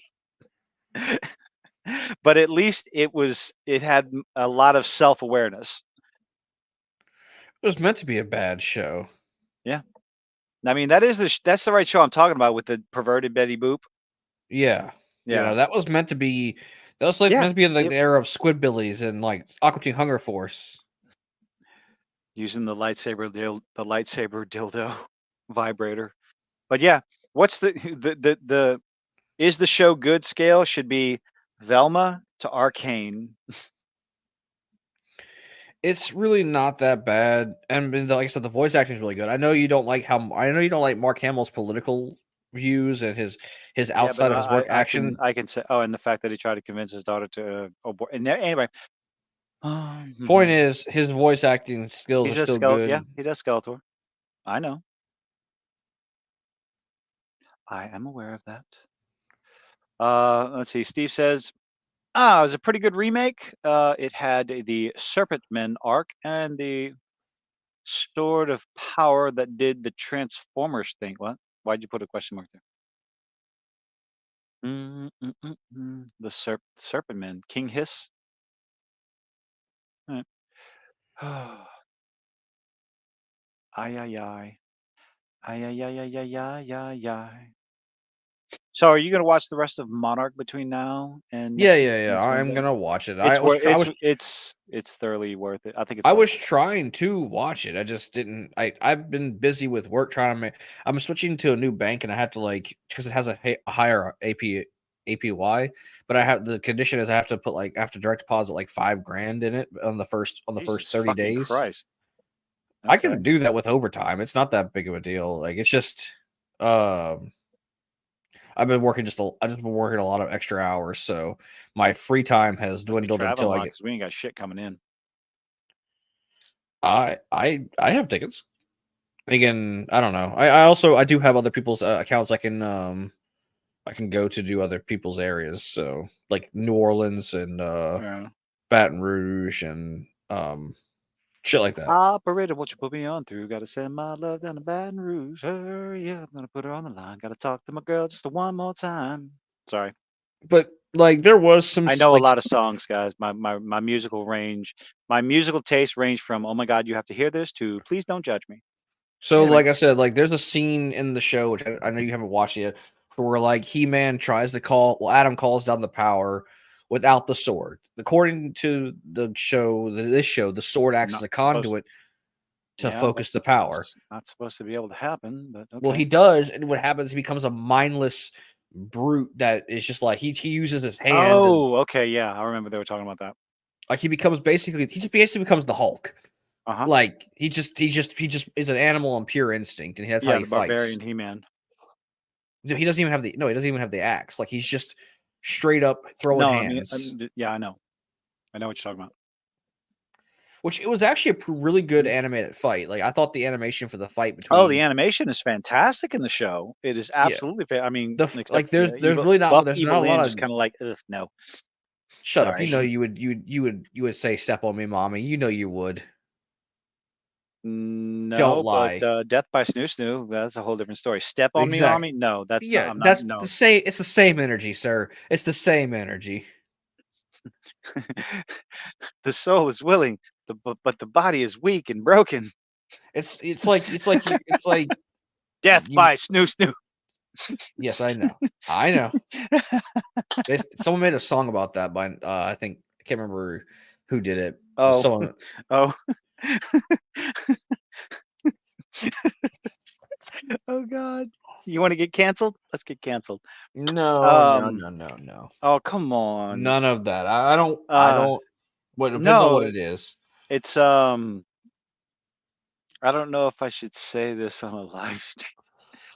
I was listening to. I was watching a live stream of Side Scrollers Monday, and one of the co-hosts, Babs, had to sing a song, and Razorfist had to pick the song. So he picked a variation of the Mulan song "I'll Make a Man Out of You," except he said "I'll make a ma'am out of you," and my brain just kind of picked it up and ran with it a lot. You know, let's get down to business to cut off your junk. Did you send your sons when I asked for daughters, you only sent your sons? You're the ugliest bunch I've ever met. But I promised before I'm through. Wait, never mind. It just dumb shit.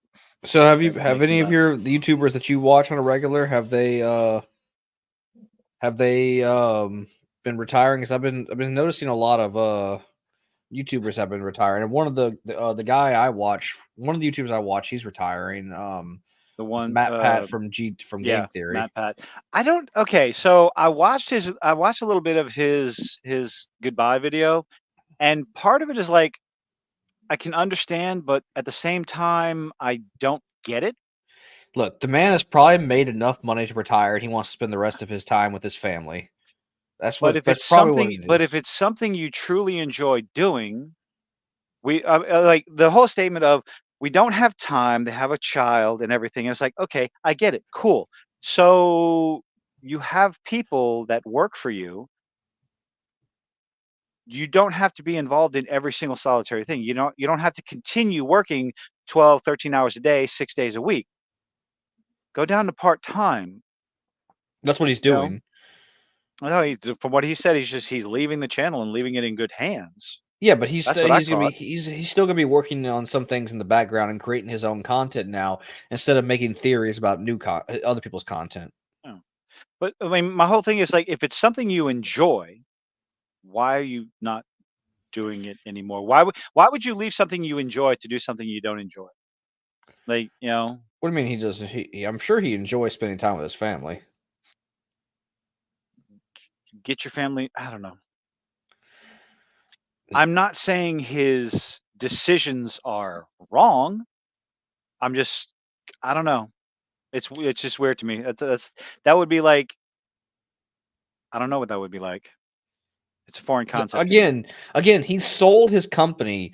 He probably made a decent profit off of it, and then he has people who can now take his place. He probably has enough money to retire, and that's what he's doing. He's retiring at the age of 37. I wish I could retire at the age of 37. If I didn't have to do, yeah, me too. But that would require me going back in time. Yeah, because you're old. I can't really deny that. My body is old. But my whole it's like, if you like doing it, keep doing it.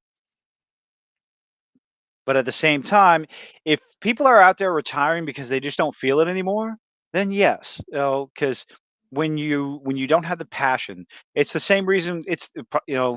It's similar to the reason why I don't make 3 videos a day like other channels. Like, why? Because I Well, you have a probably full-time couldn't. job. No, that has nothing to do. No, I'm not. I talk about the things that matter to me, things that interest me, something that I'm passionate about. Like the idea that the actor for Halo in the Halo series wants to run his mouth and say something stupid, like something stupid about, I need to take the helmet off so people can understand the emotion. I'm like, you ignorant shit. You don't understand. I may not have ever played a Halo game in my life except for 5 minutes when I was a dumbass. How do you change weapons? Why? Because I want to fucking know. I did a goddamn Abbott and Costello skit in real life for Christmas or Thanksgiving dinner, looking like an idiot in front of my cousins and my nephew. It's like, okie dokie, I'm gonna give you all the controller back and I'm gonna walk out because I just pulled a dumbass old man. I've had a boomer moment. But just because I've never played it doesn't mean I don't understand the pop culture, the legacy of Master Chief. I know who Master Chief is. I've always known who Master Chief is. Never played a game a day in my life. A lot of people out there know who Master Chief is. To sit there and say that, oh, for long form storytelling, you have to be able to see the character's face, like, and that is why you fail.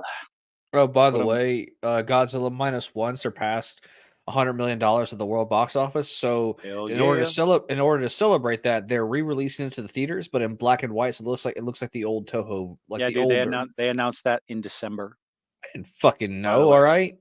I've been talking about it. Yeah, well, I didn't listen. Let's see. Cringer, Braveheart. I'm sorry, guys. I'm on my goddamn phone right now because my internet is fucking crap. God damn it. Back when Cringer the Tiger could speak better than Scooby-Doo and Scooby-Dum. Scooby-Dum? Scrappy-Doo? Oh, I remember Scooby-Dum. Never mind. Bravestar is the OG Native American hero. Bravestar was awesome. YouTuber Moose Snuckle is leaving too. Don't know who that is. Sorry. My father is older than Kilton. He acts like he's 18. That's okay because I act like I'm 12. People don't have to see your face to know how you feel. A good actor can do that through tone of voice and body language. Oh, wait. You mean like Din Djarin, the Mandalorian? You mean Pedro like Darth Pascal. Vader? You mean like, oh, let's see, who else? V for Vendetta? Gee, almost like, exactly. Ark, Hoshi doesn't pay attention to you. No, I know Hoshi doesn't pay attention to me. Nobody pays attention to me. I mean, all I do is run my mouth, and I'm pretty sure everyone has a pretty good idea of what I'm feeling when I'm talking. You can't see his face. You definitely know when I'm frustrated. Why? Because you hear the bang, bang, bang on the table. That's not my hand. It's my fucking forehead. It's not doing any damage, but it is what it is. Well, to be fair, I don't really pay attention to myself. So, who do you pay attention to? My girlfriend, and that's all that matters. Yeah. Do do do do do do. Now I got that fucking song stuck in my head. Blinking red. I'm shoot the modem. I don't know what I'm supposed to. I got shit I'm supposed to do. I need to move tickets around. I need to be able to see this shit, and I'm not going to be able to. Do you have any idea how fucking frustrating this is? Bang, bang, sure. bang on the door, baby. Knock a little out of shook. Sorry, fucking hell, Steve. Do I even need to say phrasing here? Probably, Steve. What are you talking about? Never mind. I just realized what I said. You don't have to. Ah, thanks. Ark, my facial expression pretty much stays the same. My tone of voice and body language are how you tell how I'm feeling. I'm the exact opposite. Unfortunately, my facial expressions, I can't stop them. They've gotten me in trouble. Oops. Yeah. Had a few problems with that. Ooh. What? No.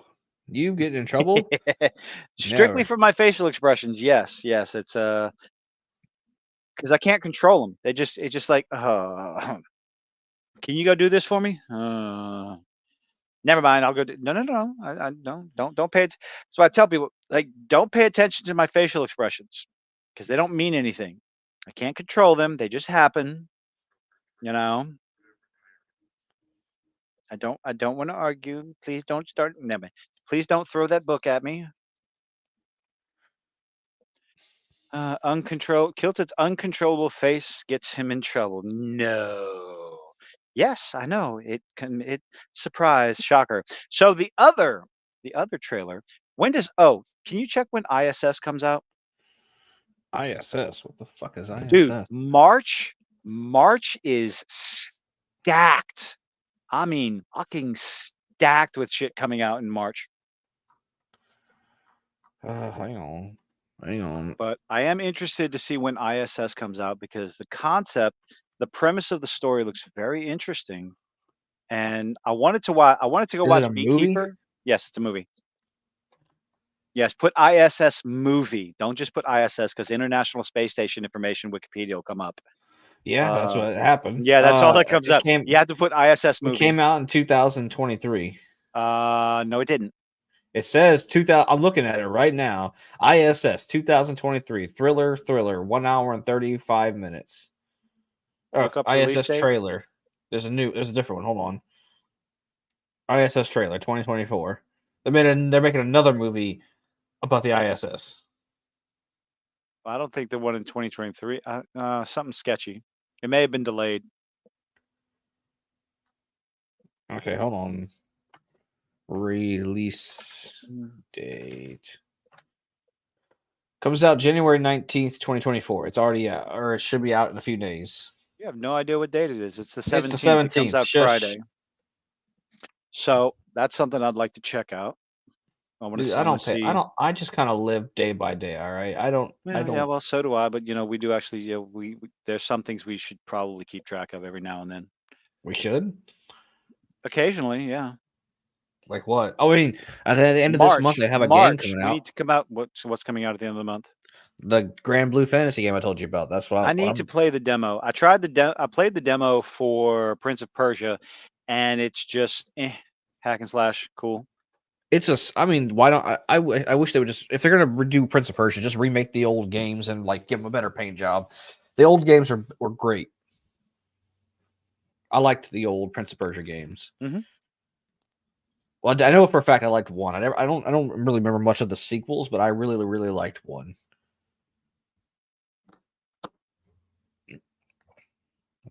The sand mechanic was pretty. I want to try out the Grand Blue Fantasy. Oh, let's see. Let's make sure nobody loses me. Can you hear me? We've already lost you. Can you hear me? I'm just giving you shit. Yeah, we can hear you. Can you hear us or me? Nope, and he's gone, folks. Well, bleep, bleep, bleep, bleep, bleep. That's all, folks. No, that's not fucking all, folks. I'm just kidding. Will you stop it? Can you hear me? Yes, we can hear you. Okay, so March 20. Oh, and he's gone again. Hello? Fine, God damn it. I'm not going to. All right, that's it. Can't do it. Let's see if I can share. Do you want me to share it? What the fuck are you looking for? It was a screenshot of what was coming out in March that I had on my phone. Okay. Movies coming out in March. It's movies and TV shows, but the other trailer I saw, which is just came out of nowhere, is a movie with Adam Sandler called Spaceman. And it looks, I don't know, out of all right, let's see. Out of place, movie, I guess? What is it, movie phone? I don't know. No, on my phone. It was a screenshot I took on my phone. No, I'm saying, okay, here's the list. I'm gonna share my screen. Give me a second. Oh Lord, how is this gonna work? I'm on my fucking phone. It's gonna be poo is what it's gonna be. Are you sharing something? Hold on, give me a minute. There you go. Okay. It's there. Yeah, that's nice. I can't see anything. Let's see. How did you forget that I'm on my phone? No, but you figure it out. Oh, I gotta figure it out. No brand there. No, let's see. Layout maybe? Nope. What about post comment, private chat, stream info, settings? Yeah, see, that's the problem. I don't know how to I don't know how to let you share. Ah, there we go. Boom. Add to stage. Ta-da! We can figure this out. There we go. You got Godzilla X Kong coming out in March. Uh-huh. You got Kung Fu Panda 4. Yep. Not interested. Fuck you. I've only seen the first movie and that's it. That's it. Yeah. And then Dune 2 coming out as March as well. Yes. Ghostbusters to the new one. I've never seen a single Ghostbusters movie. And this is what you're talking about, Spaceman. Yep. And then Damsel? Something about with Millie Bobby Brown from Stranger Things. Give a shit. Blumhouse is making another Five Nights at Freddy's movie. Ooh, imaginary. That's not a Five Nights at Freddy's. That's a teddy bear. You know what I'm saying? I saw Five Nights at Freddy's right there, and apparently I said they're making like another horror movie. Mm-hmm. Arthur the King. No idea. Don't care. What is? Don't care. Dude, the Thunderman's Return? Come on. Don't know what that is. Oh, I want to see that. Just because the Thundermans, it's a superhero family. And it's stupid fun. That's all it is. It's silly fun. Then there's the American Society. Don't know what that is. I haven't seen the first one. You haven't seen? Hold on. You haven't seen a trailer for the American Society of Magical Negroes? It's the name of it's the name of the movie. Kiss my ass. The Americans. It's something else. It's the whole idea. I actually watched Key and Peele's skit on it from years ago, where give it a shot. Watch the Key and Peele skit. It's hilarious. But apparently the concept is it's a movie trope. It's a storytelling trope of having a magical black man that is a yes, Thundermans is a TV show from Nickelodeon. It's the superhero. It's funny. It's wonderful. What the whole? But yeah, What ark? The Ark and the Darkness? Is that Noah's Ark with what? the T-Rex in the ocean? Hold on. Hold on. What? What? I need to The see. Ark Wait, what? and the Darkness. The Ark and That's a hold up. T-Rex in the ocean, and there's Noah's Ark. What the Oh fuck? no! Oh no! The Ark and the hold on. I gotta look this up. Wait, What the fuck? I Let's see. color me curious now. I'm like, what the fuck is this? Ark? The Ark and the Darkness will be the most biblically accurate photorealistic representation of Noah's flood ever released in theaters. Co-produced award-winning sevenfold film, director of Genesis, Paradise Lost. This film takes photorealism to the next level in cooperation with experts from Answer Genesis, Liberty Unit. But why is there a T-Rex? That's not realism. There were no dinosaurs. At least from what I remember in Bible school or Sunday school, whatever, there was no T-Rex in the fucking Nickelodeon. Not Nickelodeon. I read the comment in the Bible of version of Noah's Ark. I don't remember there being T-Rexes or in like the cartoon. Sevenfold Films. Who's the casting crew? The Answers in Genesis. Han, I want to see this fucking trailer. It's a 2-minute trailer. I can pull it up if you want. Here. Let's see. The Ark and the Darkness trailer. Okay, here it is. I think. I'm pretty sure. Gotta pause it a lot. Oh my goodness, what is this? Is there gonna be dinosaurs in it? That's why I'm curious. Full screen that shit.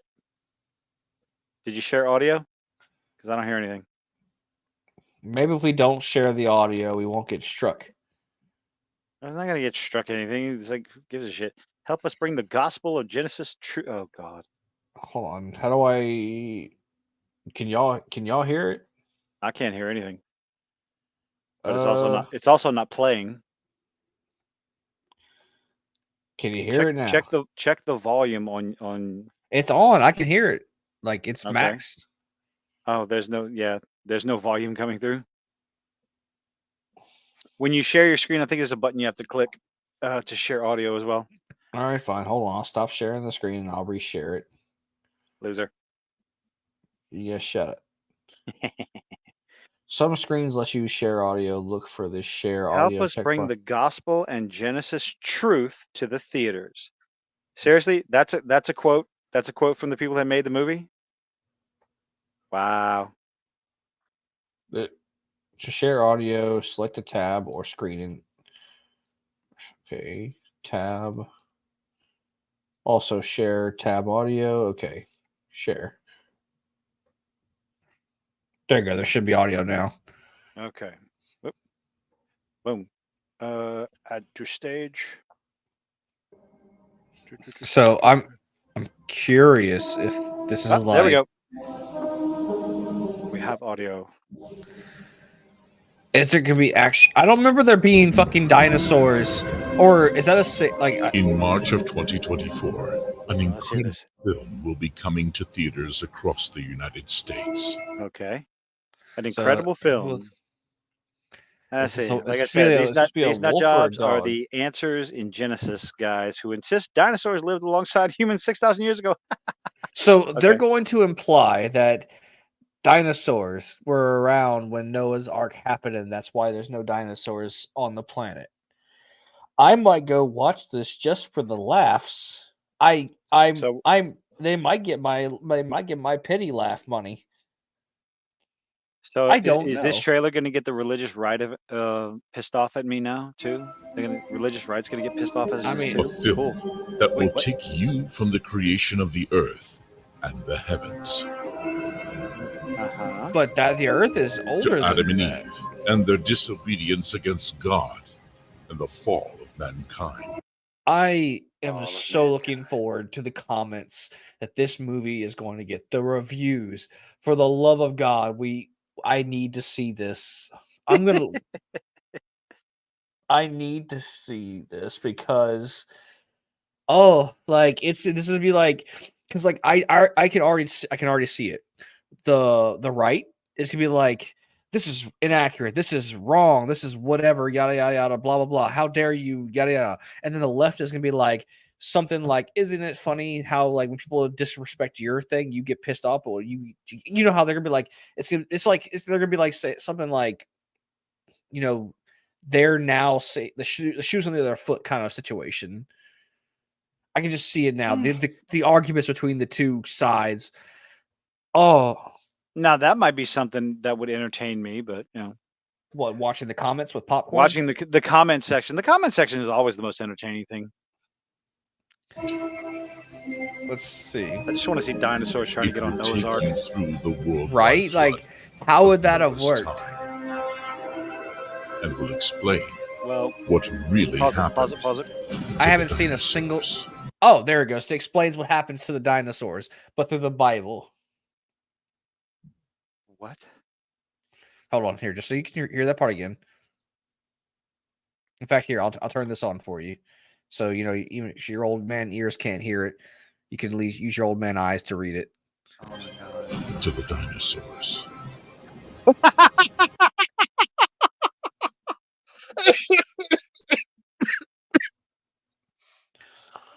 Oh, no. It will show incredible evidence that proves the biblical account of history. Evidence. They got evidence, huh? It will explain what happened at the Tower of Babel. So wait. Is it going to tell us what happened with the dinosaurs or the Tower of Babel? Yeah, I mean, that's what it says. That's oh man. Look, I don't have a problem with people's faith, but you just we have science telling us these things. The faith and science can work hand in hand together. Okay, that is possible. Ladies and gentlemen, you can't the whole thing. God created the planet in 7 days. God does not. If your faith-ridden head is so far up your ass that you believe, even after reading the Bible, a day to a deity, regardless of what you call this deity, Jehovah, Yahweh, God, whatever you choose to call this entity that you believe is the creator of all things. If you think a concept of a day is the same as what you and I consider a day, well, then you are delusional beyond belief. Well, if he exists out in space, there is no such thing as day and night. He exists, again, regardless of what religion you follow. He, in general, exists outside of time, space, dimension, and any human concept human definition and concept of any of those words. Guys, we finally got killed to talking about religion. I tried not to talk about religion because I have very odd beliefs that'll make people just go like, "You believe that?" Well, yes, I do. This movie might be right up your alley, sir. Oh God, this movie will not be right up my fucking alley because this sounds stupid from the beginning. It will explore the coming Antichrist system. Oh, they're adding Antichrist system? What? A third plot hole. They're giving us a twist. The Antichrist system? So what they're doing is they're luring you in with dinosaurs, and then they're going to be like, bam, the Antichrist. No, not the Antichrist. The Antichrist system. It is a system. What? Oh, no. Oh, brother. And what's next on the prophetic timeline? The prophetic timeline. And most importantly, you will learn how to be saved in Christ and avoid Oh, Where I haven't no. seen a single dinosaur. I'm so The disappointed. next They put judgment of the earth. next judgment of the earth. Oh, The okay. film This is a bunch of is the people who honor did not pay and attention. the darkness. I am not okay. I was baptized. Okay, I was baptized Catholic. I've been to church. Oh, you bitches! Oh, you thought otherwise. To sit there, okay, you missed. Did you miss that part in Catechism? God, like the rainbow, is a symbol. The rainbow is a symbol that God will not pass judgment on mankind and planet Earth. That was his promise. That was the promise that he made to the creation, his creation, that he would never do that ever again. Do you not like? I am not a practicing Catholic. I am a fucking sinning son of a bitch that's gonna have a lot of shit that I'm gonna have to answer for should Judgment Day finally come when I die. But for the love of God, if you're gonna sit there and make a movie, Judgment Day is coming, God will judge, he will bring death. No, he's not. He said it. He said so himself. You are talking anyway. You're talking about something that you were supposed to have studied. Did I miss something? Did I forget something? Like, what? Anyway, I hello? didn't see a single dinosaur in that trailer. I'm I'm disappointed. so disappointed. Oh God, don't have me start. Billy Not a Gardell, sing- Billy Gardell, wonderful comedian, highly recommended. He said something that I cannot agree with more. He said, "The fuck was that?" stretch. Oh, he said, "The older I get, the more I believe in God and the less I believe in religion." And that's the closest explanation I can give to my religious beliefs. And that's probably the most I'll give. And it's the more I believe in God, the less I believe in religion. Religion was created by man, all of them, all created by man. It's passed down by man, stories told by man. Men are fallible. Mankind is fallible from beginning to end. So Every my single story, no matter what is handed down from word of mouth, whether it was Native Americans, whether it was Hindi, whatever part of the world you go to, it was all passed on by a human being, and we don't know what the fuck we're talking about half the time. well, you know what they say: history is written by the victor. That too, yeah.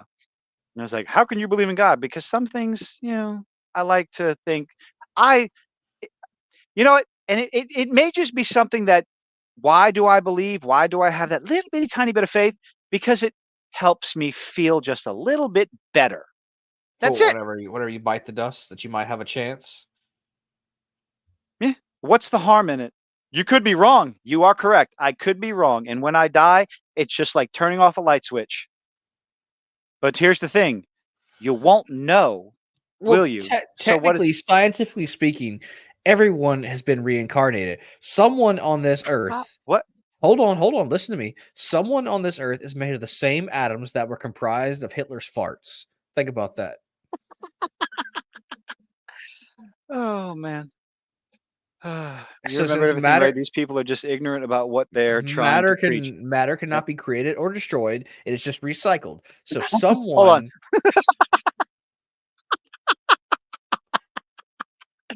Oh, religion exists to that sell was a afterlife insurance. that was a skit. I can't remember which movie it was from, Oh which TV God, show it was from. Oh, which show was that from? That was a they skit. worked. They got Hoshi coming to check them out, looking for a dinosaur, and they failed to deliver. Yes, I'm just so disappointed. What skit was Ah, that from? Like Afterlife Insurance. Oh crap! What was it? Oh, I thought the tip of my tongue. Was it Aqua Teen Hunger Force? Was it Family Guy? It was Family Guy, right? So the Family Guy or American Dad, the Afterlife Insurance. I can't. Hold on, I gotta look this up now. let's see. I've had encounters and experienced seriously. I don't remember my childhood well, but I remember this one moment. Someone called my name, wasn't any neighbors or my parents, so all right, there's a continuation there. So that's why I believe. Um, See, I also believe in spirits and ghosts and everything, and I have reasons to believe those things. You know, when the two instances that really got me. Let's see. The fact mom was said to me. Wait, what? And the fact mom was said to me, he able to have any kids after me, but I prayed for them and it happened. Huh. I think mom was said to me he was able to was. I'm sorry, Ark. I can't decipher that. Hold on, I'm looking at the. I'm trying to find this part like they sell It was like they were trying to sell condos in heaven, like trying to secure their spot in heaven, and I can't remember which show that was from. Secure condos in heaven. You know what I get a kick out of? I'm pretty sure it's Jehovah's Witnesses. Jehovah's Witnesses believe that there are a finite number of spots available in the afterlife. Didn't they already get filled by God's chosen, so we're all just destined to go to hell?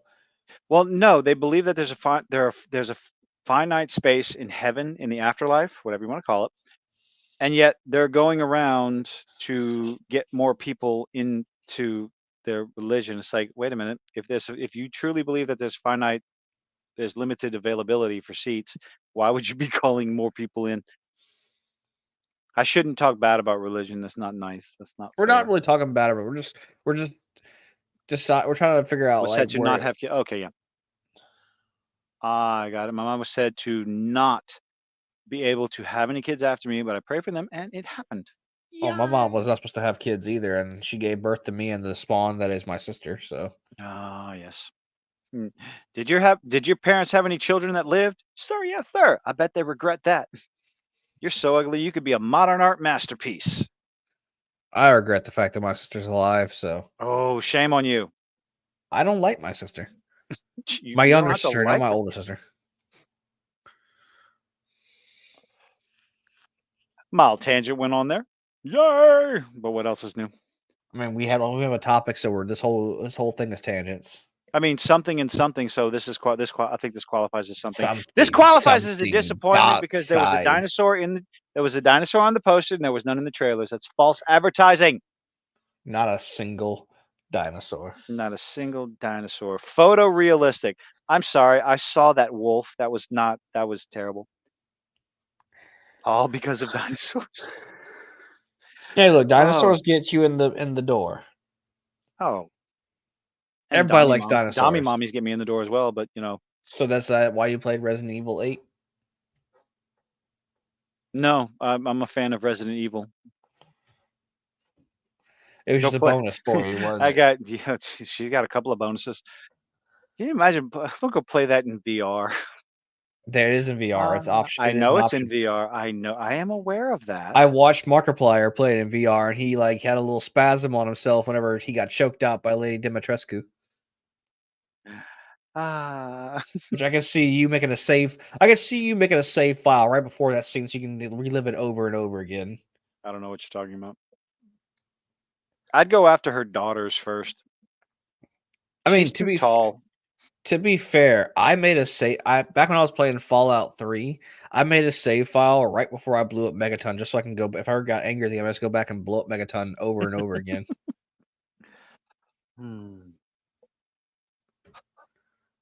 But again, I always choose the evil route in video games because I think they're more fun.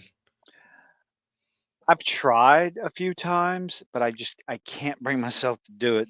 Despite the fact that, violent video games leads to violence in real life and stuff, I have played many violent video games, and I have never committed a crime that would hurt someone physically, except for when I was in high school. Wow, that's a lot of qualifiers there.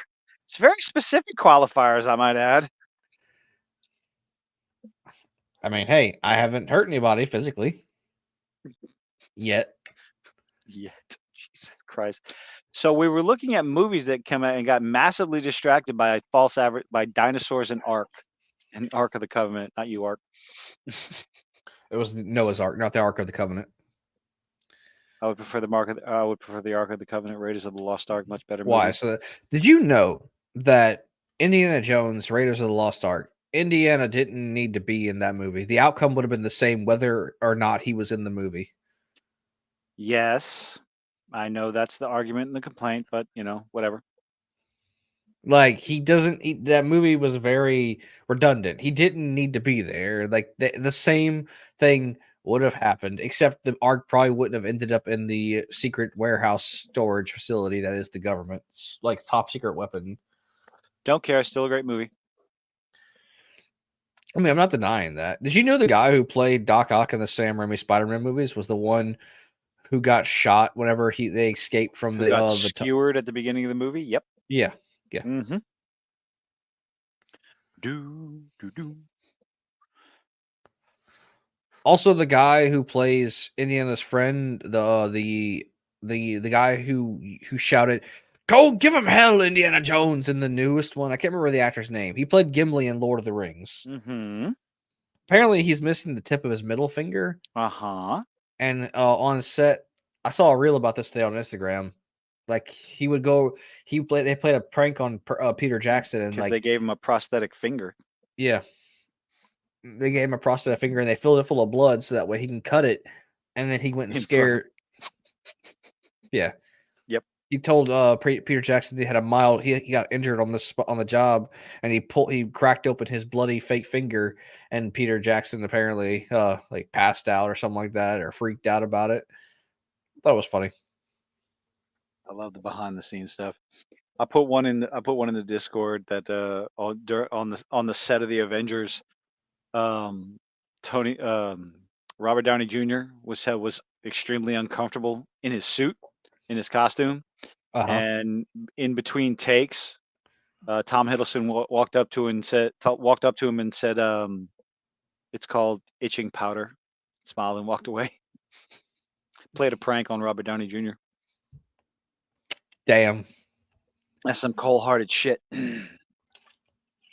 But it is getting close to 10 o'clock, and my internet is still not back on. So what we got coming up for next week, besides the rest of Monarch? Are you going to watch all of What If? Yeah, I will. I just haven't. I haven't had free time lately, especially with like all of last week was busy, like with the con. We didn't have a Grizzy video to watch. I'm so disappointed. Oh, fine. Give me a second.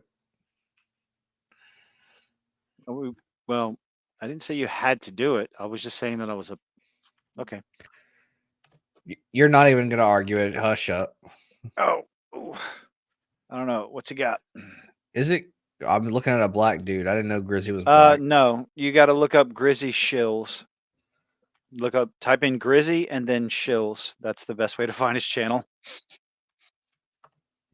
And his avatar is okay. So the newest video he's got out right now is MCU Shills Defend the Echo series. Oh my god. How long's the video? 8 minutes and 48 seconds. 46 seconds. Let's go for it. We'll close the show out with this hilarity. Belch. All right. Hold on. Do. And of course, as always, go find Grizzy's channel. There's not a link in the description yet because, well, I'm on my fucking phone. There you go. He can pull it up now. Add to stage. All right. What we got here? Ready when you are, right, sir. I'm a big Marvel shill, so I really enjoyed Echo. I'm a big Marvel shill. And this looks like a job for me, so everybody just follow me, because we need a I don't know if we can play. Pause it. I don't know if we can play that right. Like, it's a fucking live stream. We'll take it out if it gets hit. I mean, it's not monetized, but if it can't be played, whatever. It's just God. Naturally, they're gonna. It's time for a queen. Like, yes, let's absolutely ruin the character of the Kingpin. I mean, they've ruined other characters. Into a little bitch. Oh God. Story, her deal, what she's dealing with. I loved seeing female criminals who are not apologetic for it. But that doesn't make for a good protagonist, because at no point in this show does Maya Echo redeem herself for her past crimes. She is all about herself. You know, this You're mortician controlling the Echo, and pause she says it's time for. controlling the pause button. Joshua, that's a read the banner at the bottom. My executive producer drew that for me, and I just wanted to show it off because I love it. I love it. I love it. I love it so much. I very much would like to take this woman's face and put it on the round point of a shotgun. She's in Minecraft. Yes, Queen. Grace Randolph. She's so wonderful. She's so I can't utterly, stand to listen to this woman talk. She's,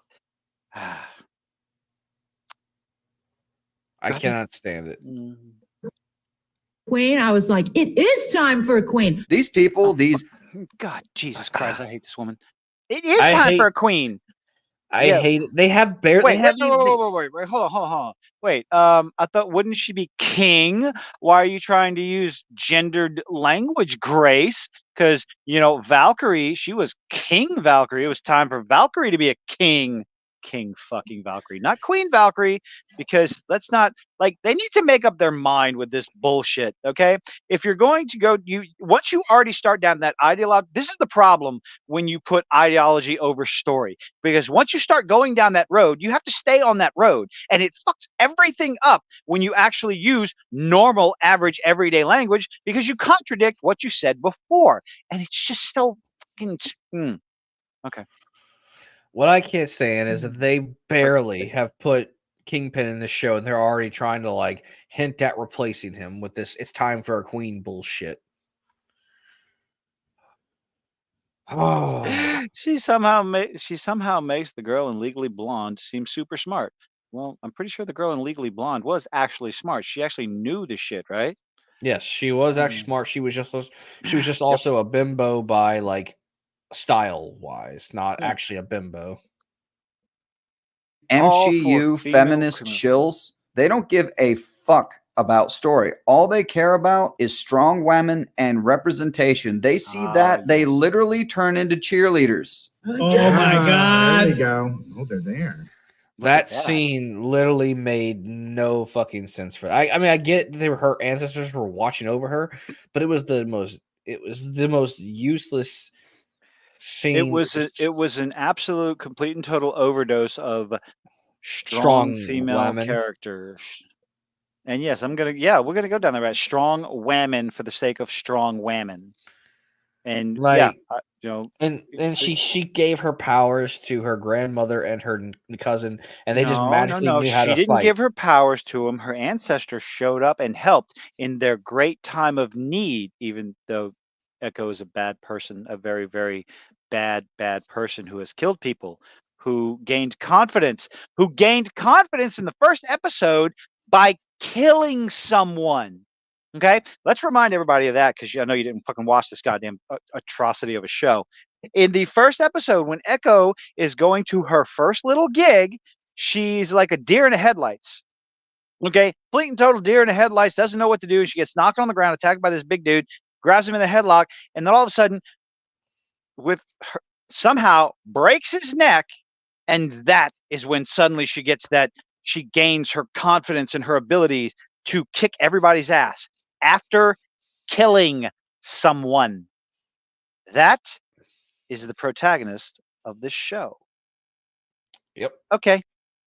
Oh, but she goes on a story. She goes on a journey and is redeemed. No. There is no redemption. There is no accountability for anything she does. Everyone just goes, okay.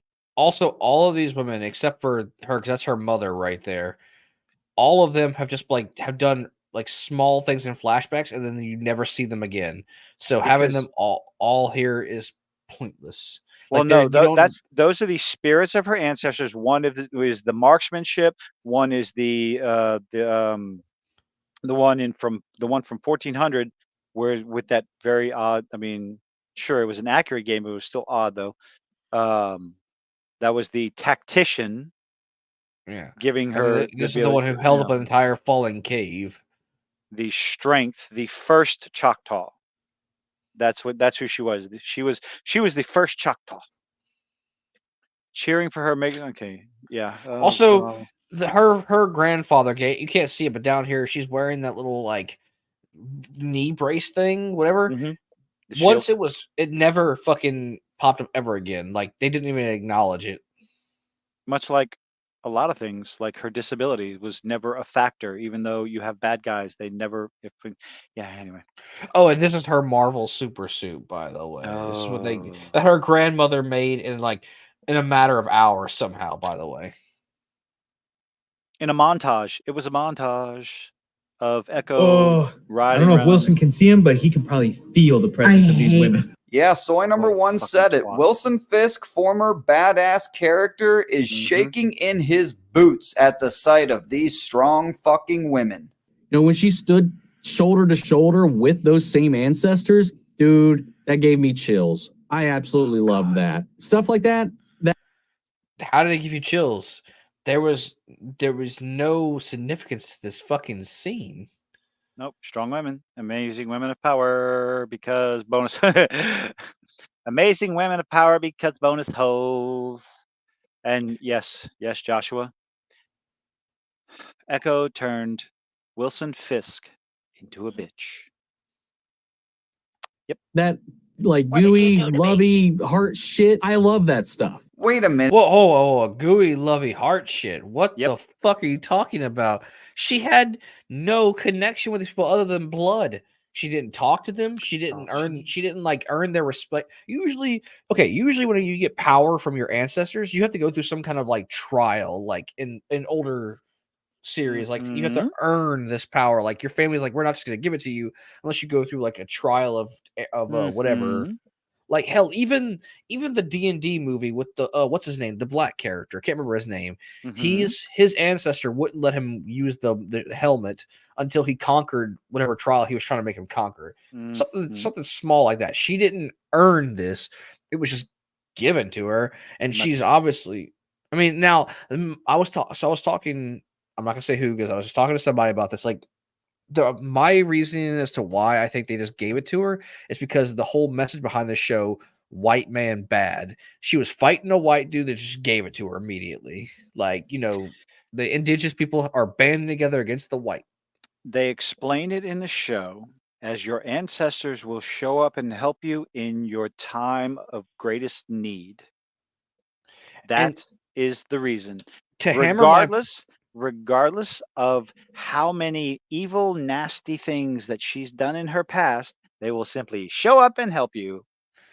Another thing to hammer in my point is that they literally said in one of the flashbacks when the grandmother was explaining her giving birth to Echo's mother, is that they took me out of that white hospital and brought me to my maiden mother or whatever. They literally said that. They pulled me out of that white hospital. The white hospital. Yeah, the white hospital, and took me to the what is it? The maid mother? The fucking woods? Yeah. Yeah. And it wasn't this show advertised as a violent, dark, for mature audiences only show? What the fuck is this? Gooey, lovey, heart shit. And why are you okay with it? This was not a TVMA rated show. And why are you not upset at the falsely advertised clickbait shit show that this was? God, gooey, lovey, heart shit. Just for that, I'm kicking you out of this video. Bye. See you later. Goodbye, faggot. Oh, and for those of you tuning in expecting to hear a John Roca... Well, damn. Fucking Melanie Mac. Jesus Christ. Oh, God. I forgot about that one. Oh. But yes, Joshua, 100% agree. It's overdone. It is overdone, overplayed. It's... Yeah. Yes. John Rocha, my favorite bitch. My favorite one of my favorite. Told everybody to pull their balls out of our sacks, something like that. I don't fucking know. Put your hand in your pants, grab your balls and your cock, and realize it's gonna be okay. Like nobody cares that Sharmino Bechino is a woman. Nobody cares that she has a vagina, asshole. It's that she is a fucking activist documentarian. You twat. Who has no filming experience. besides documentary. Admittedly. She admitted herself she has no schooling. Which is what admittedly means. But anyway. A strong Whammon rant. You won't be disappointed. Here you go. So I thought if they had just pushed the Kingpin stuff aside and made it about a woman who was trying to find her voice in the world. Get rid. She doesn't have a voice. She can't talk.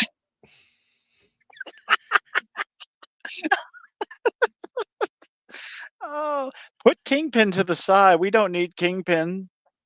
He's literally the antagonist of the show. Oh. Of the Kingpin stuff, which, by the way, most people are tuning in for, and focus on the women. That is his only complaint about this show. Reconnecting with the women, female ancestors of her past, so she can move away from the grooming of the male negative influences in her life. The male negative influences. The grooming of the negative male influences. Okay. Yeah. I mean, to be fair, Kingpin did manipulate her. I'll give him that. Yeah. Because he likes to. I know how. Because Kingpin, that's how he operates. He likes to manipulate people. Kingpin's a bad guy. You know. Yeah. That is the only justice I will give this. And manipulated or not, Maya Lopez killed people. By the way, I don't know if you know this, but this dude looks like if you mixed a putz, the guy who played Dennis Nedry in Jurassic Park with your standard typical like. That's who he reminds me of. female who enjoys other females with the haircut. You know, I'm not going to say that word because I don't know if we're allowed to say that word. Dyke. You know okay, that yes. It looks like if you mixed Dennis Nedry and a dyke and fused them together, and this is what this guy is. Oh God.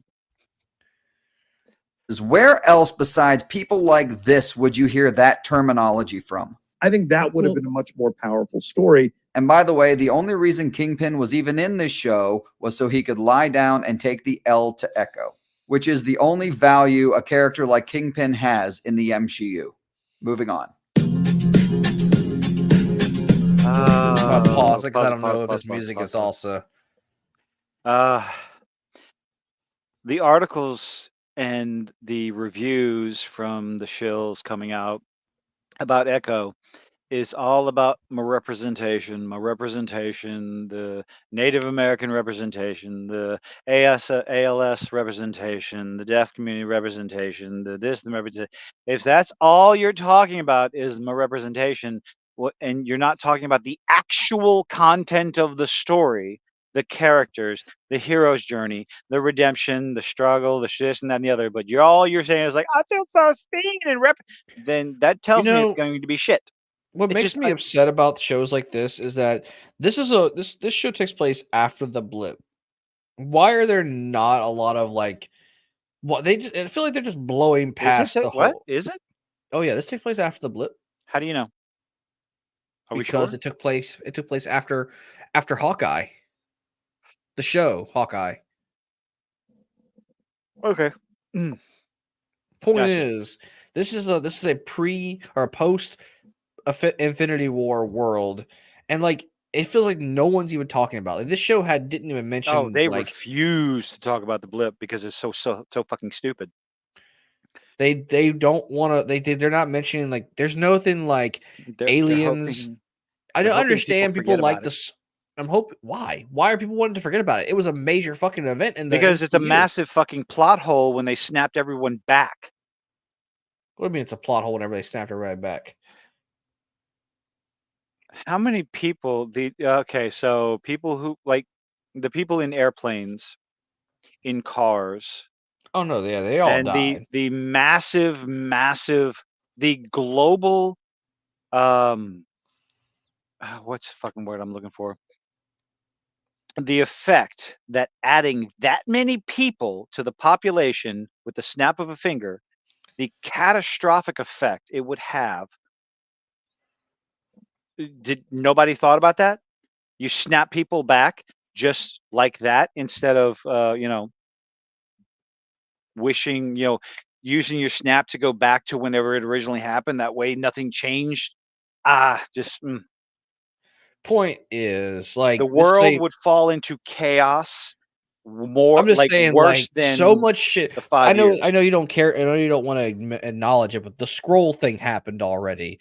Like the secret invasion shit that became national news. Oh. There's Thanos. There's fucking all the other shit that's happened in this world already, and I understand they're trying to like not focus on the cosmic shit, but this stuff still happened, and none of it is acknowledged in this show. Because or in any of the recent shows, because they want to move past the good MCU and go on to the MCU. Lack of planning, but let's go. But I loved the Native American stuff. That all really, really worked for me. What Black Panther was for me, this show is for other people, and it's just as important. She's badass, and she's also deaf. Yeah. She's retarded. Watching things on the screen, it was always a white guy who played this superhero. So we need more people of color to be in the MCU, and it's just Oh my fuck's sake! Make it organic or shut the fuck up. Why is this the normal script? Because they don't know anything else. I genuinely want to know if these people actually believe this crap, or if they're just getting paid a lot of money to say it. They're given their scripts. It's a script. It's the same shit every single day. Every time you turn around, it's the same shit. It's all about my representation. Is Disney trying to like do the whole fake it till you make it bullshit? Like, are they trying to like are they trying to get their actors and actresses to say all this constantly to us that eventually we'll just believe it and go along with it? Well, maybe, I don't know. Instead of putting out good writing and making the inclusion organic, I don't know. Just fucking whatever. This one person's face says it all. Just what bullshit is this? and I can't wait for the future to be more inclusive. You're very retarded. I said at the very top of this whole thing that this was representation on a whole new level, but the number of different communities. Different communities? What the fuck are you talking about? It was the same fucking tribe. What different community was this? Which they changed from the comic book, by the way. Of course they did. Who are seeing themselves represented in this show is really empowering. Just it's really nobody gives a fuck, and Disney Marvel doesn't give a fuck either. The only reason they do this is because they think it makes them look good. She's a real world superhero. Yes. What? Sign language prosthetic. She's a real world superhero. She's not a superhero. She's a fucking villain. Real world superhero. What the fuck? No. No. Just no. Shill's got a shill. Aesthetic leg. Member of a marginalized community. Like she's already a superhero. Yes, we get it. She checks off all the pandering boxes. Yep. Yeah, which is amazing. And I mean, that's actually inspiring and the cheesiest sort of most on the nose. She even admits it's fucking cheesy. She's a bad guy. The only credit I will give is this person actually like worked with being deaf in a handicap. What's the word I'm looking for? It's the P word. I'm blanking here. Prosthetic? Yeah, but she's also like not a paralegal. She's partially. I don't fucking know. She's missing a leg. Deaf. Yeah, she's deaf and has a prosthetic. I'll give her that. You know, but then again, there's a whole. She's not. You know, she's not an actress, right? Yeah, I know she's not an actress. Her first role was Hawkeye. Yeah. And there's a whole. I don't know why people are treating it like it's a grand thing because there's a whole field of the Olympics. Arapelagic? I've never heard that. Okay, Charlie, I've never heard that word. Arapelagic. Again, though, there's a whole field. Amputee? Is that what you're looking for? Something like that. I don't remember the word I'm looking for. But there's a whole. That's a new word. I want to know what that means. There's a whole field in the Special Olympics for people who were like her, just like her, either deaf, missing limbs, or both. There's a whole field of people doing incredible athletic things that are crippled. I don't understand why it's a grandiose deal that this one person is doing their own stunts. I mean, more power to her. Great, cool. I mean, no, I respect her for it, but still, like, they're making it out to be like, it's this heroic thing. There's a whole field of people in sports doing this already. Say paraplegic. Made me look up a word. No sense of the word. That is really inspiring. It's really inspiring. That diversity and how important that is in media and that attention, because again, I grew up with only the yellow Power Ranger in the 1995 Power Ranger movie. You grew up with only the yellow Power Ranger in the 1995 Power Ranger movie. Interesting, because I grew up with that movie as well. And the difference between you and I is that I grew up with the Power Rangers, all of them, not just the one that looks like me. At the end of the 5 episodes, wasn't there 2 black people in the Power Rangers? I think each iteration. No, I'm saying the original Power Rangers, the Mighty Morphin, the original. There was the Black Power Ranger. Who was the Black Power Ranger? You're in the Yellow Ranger. The Yellow Ranger. I know one of the Yellow Rangers was an Asian chick. God, it was so on the nose the first series. Oh my God. Episodes when Marvel Studios put up that thing that said we would like to thank the Choctaw Nation of Oklahoma for I was like, that's the best thing about this show. It makes me love. That's the best thing about this show, huh? The best thing about this show is that you got the tribe that is involved, that you're showcasing in the show, involved with the making of the show. That I'm no offense, but that should not be the best thing about a TV series. The best thing about a TV series should be the fucking story. You know what would have probably been better if Disney had probably just like given them donations or whatever, like paid for the shit they're struggling with instead of giving them a show. No, see, Disney also likes to thank different summer camps where you have to concentrate a lot for Uyghur. Anyway, for Mulan, but yeah, nobody cares about that. Whatever. Love the show. This right here, the best thing about the entire show, according to Soy Number 1. I'm a big Marvel shill. Not the story, not the characters, not the accuracy to the comics. Representation and inclusivity is the most important thing to Disney Marvel, right? The most important thing, as Charlie talks about, artificiality, superficial. It's superficial nonsense. Surface level, superficial nonsense is what you want to proclaim is the best thing. Is, oh, we're so proud of this. You're so proud of that. Diversity, inclusion, skin color, gender, sexuality, all things that are meaningless in the grand scheme of organic storytelling. I'm so fucking desperate for entertaining organic inclusion. I don't have a problem with it. With inclusion, I welcome it. Make it organic. Well, have it make sense. Prepare to be instead further of being desperate. I'm looking more and more into independent content creators. Just now, people who just want to tell a good story. And just go out and tell a good story. Put whatever the fuck you want, but start with the fucking story first, man. Anyway, go ahead. They're not gonna. Still wonder why the MCU is struggling to stay relevant. I'm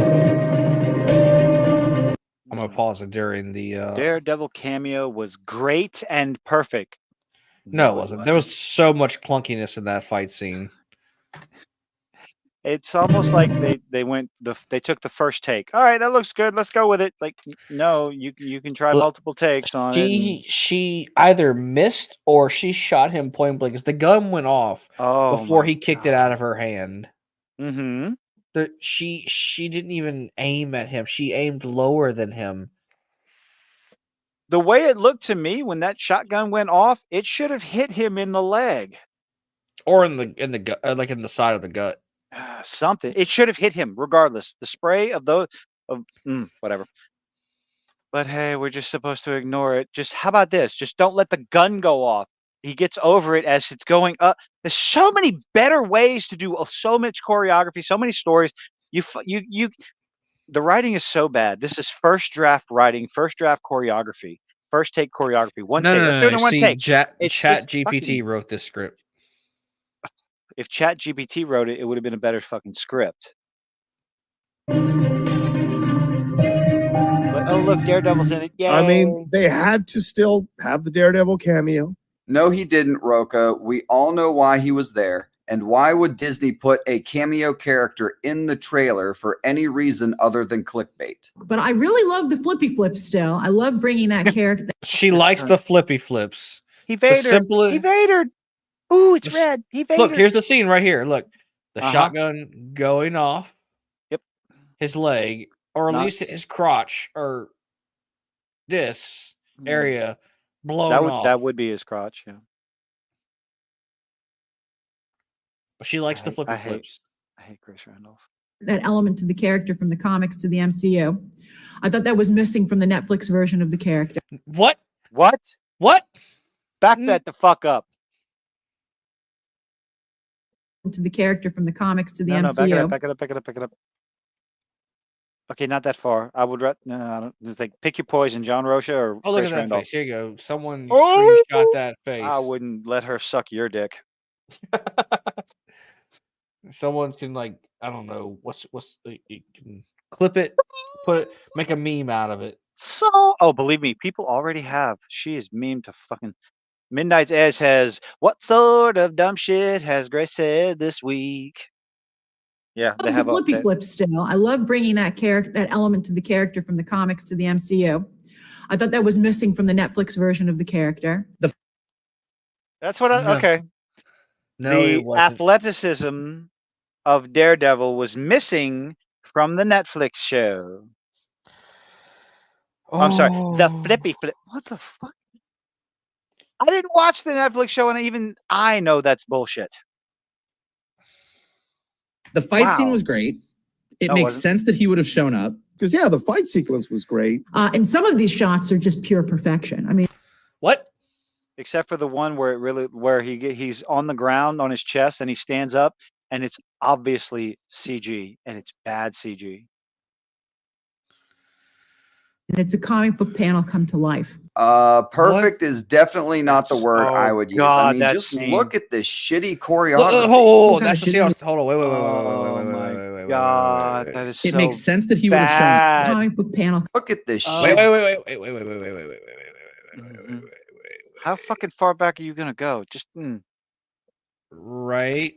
This is the scene I was talking about. Perfect is definitely not the word I would use. I mean, just wait. Look, she grabs her leg, winds up for a slow ass kick. Look at this. She's holding on to her prosthetic leg to supposedly. The only thing I can figure why she did that is she's cocking her leg to wait till she's got a clean shot, which is still stupid, regardless of what explanation. But that's the Smash Brothers. I got nothing. So in Smash Brothers, you can hold your attack until the enemy gets close enough, then you can try and hit him with a held attack. Well, apparently it is. Cock. Ah, God.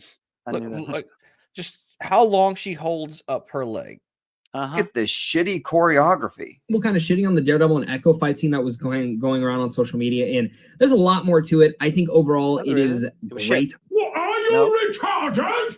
I mean, I thought that fight scene was great. I was reading some critique online. It's like, oh, you can see they're telegraphing the punches, and you can see their.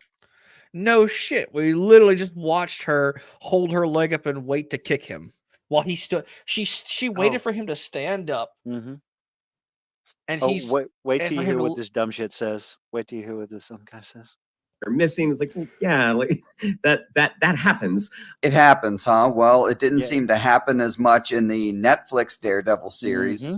Dumbass. Oh, you can see they're telegraphing the punches, and you can see they're missing. It's like, well, yeah, like that happens. Yes, it happens when the choreography is bad. It happens when the timing is bad. When one actor has to wait for the other, when the stuntman has to wait for the actor or actress in order to get their timing right. That happens. But when you And have a these good are both- choreographer and you have good stuntmen, and just it doesn't happen. Your timing gets better when these you are don't do just one supposedly fucking master take. martial artists, both of them. Uh, They're supposed to be like highly trained martial artists. I mean, the actor's name is Charlie Cox, Steve. So it happens. God, the circle of doom. Wait till you watch pro wrestling, guys. Roka, you Oh, are a fuck off. fucking tard. Professional wrestling is completely different. Professional wrestling is done in Professional wrestling has better choreography than that fucking fight. Okay, because in professional wrestling, a good bit of the time they do hit each other. Like with the slaps, they may not hit each other with the punches dead on, unless of course they're holding the guy's head and then they hit their hand. But even then, professional wrestling has better choreography than that fucking fight scene. Yeah, you were quite passionate about wrestling, huh? God. Like yourself some wrestling. Yeah, because because the choreography in the ring, in the squared circle, is better than what we just saw in Echo. Go ahead. front of a live audience, and it has to be done in one take. Filming a fight scene for a TV show can be done in multiple takes and multiple attempts. The problem is that the creators of this show are lazy, untalented amateurs. Stop defending garbage.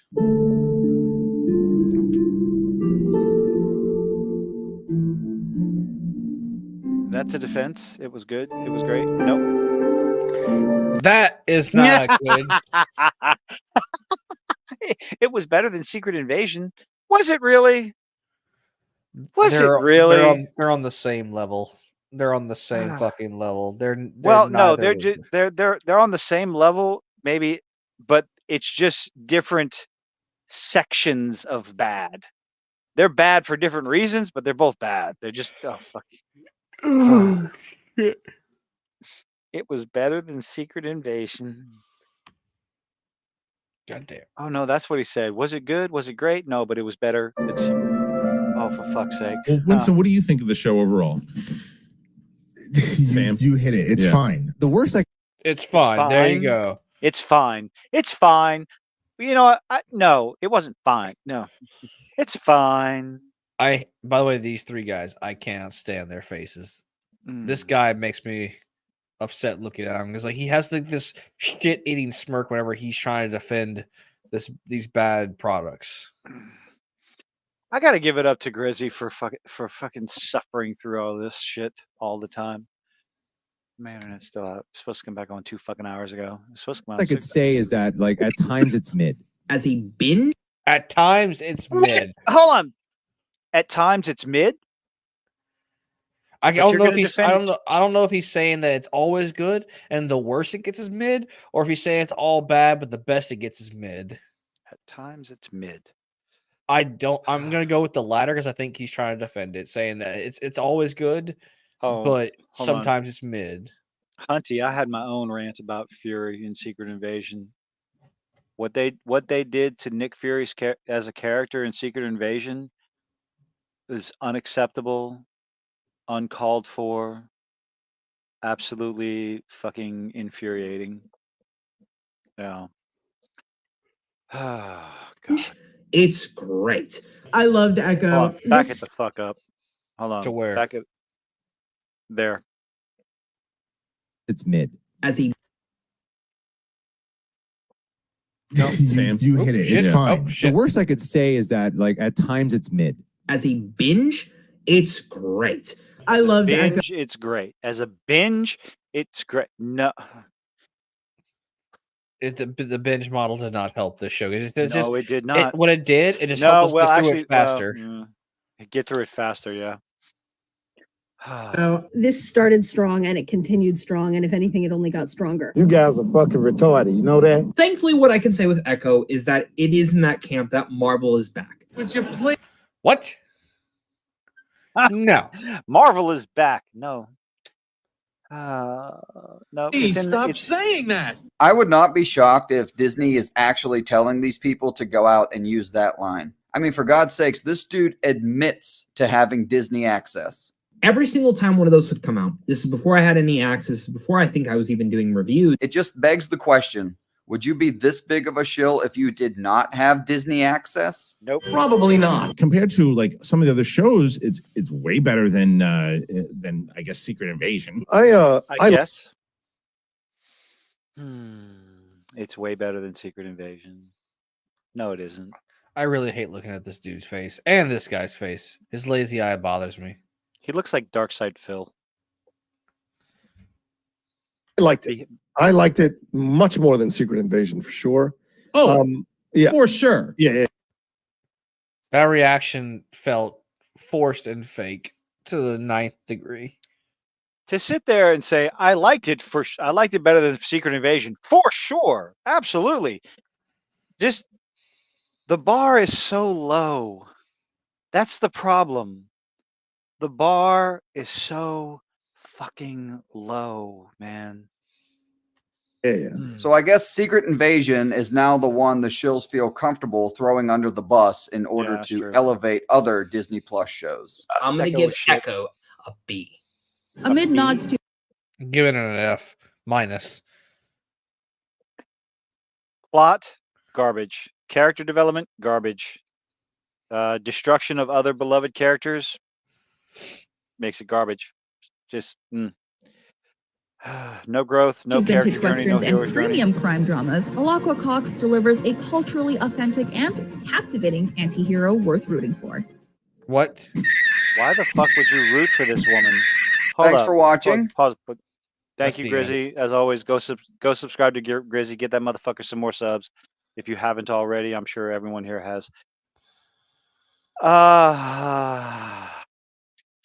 Back it up a little bit. Where the hell did you go? Uh-oh. Lost them. No. What happened? IGN is definitely retarded. Will he come back? There you are. Add to stage. Boom. Hit the wrong button. You hit the wrong button. So what was the last thing that the anti-hero, what did she say at the end of that video? This is an anti-hero you can root for. An anti-hero you can root for. Okay, let's talk about this. And I know I've said it quite a few times, but the idea that this show gives you any reason to root for Echo.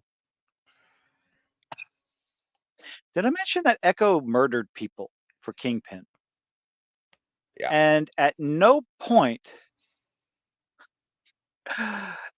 which one? I do have so many. No, God damn it. I'm not gonna worry about it. I change them all the time, Joshua. The idea that to like, in order to root for someone, let's go with other anti-heroes. Let's go with the classic, the easy one, Deadpool. Deadpool murders people. Deadpool is not a good guy. Well, he does kill But mostly you the bad see guys. his 'cause motivations. You see what his motivations are, and Money. you can understand his motivations for doing the things that he does.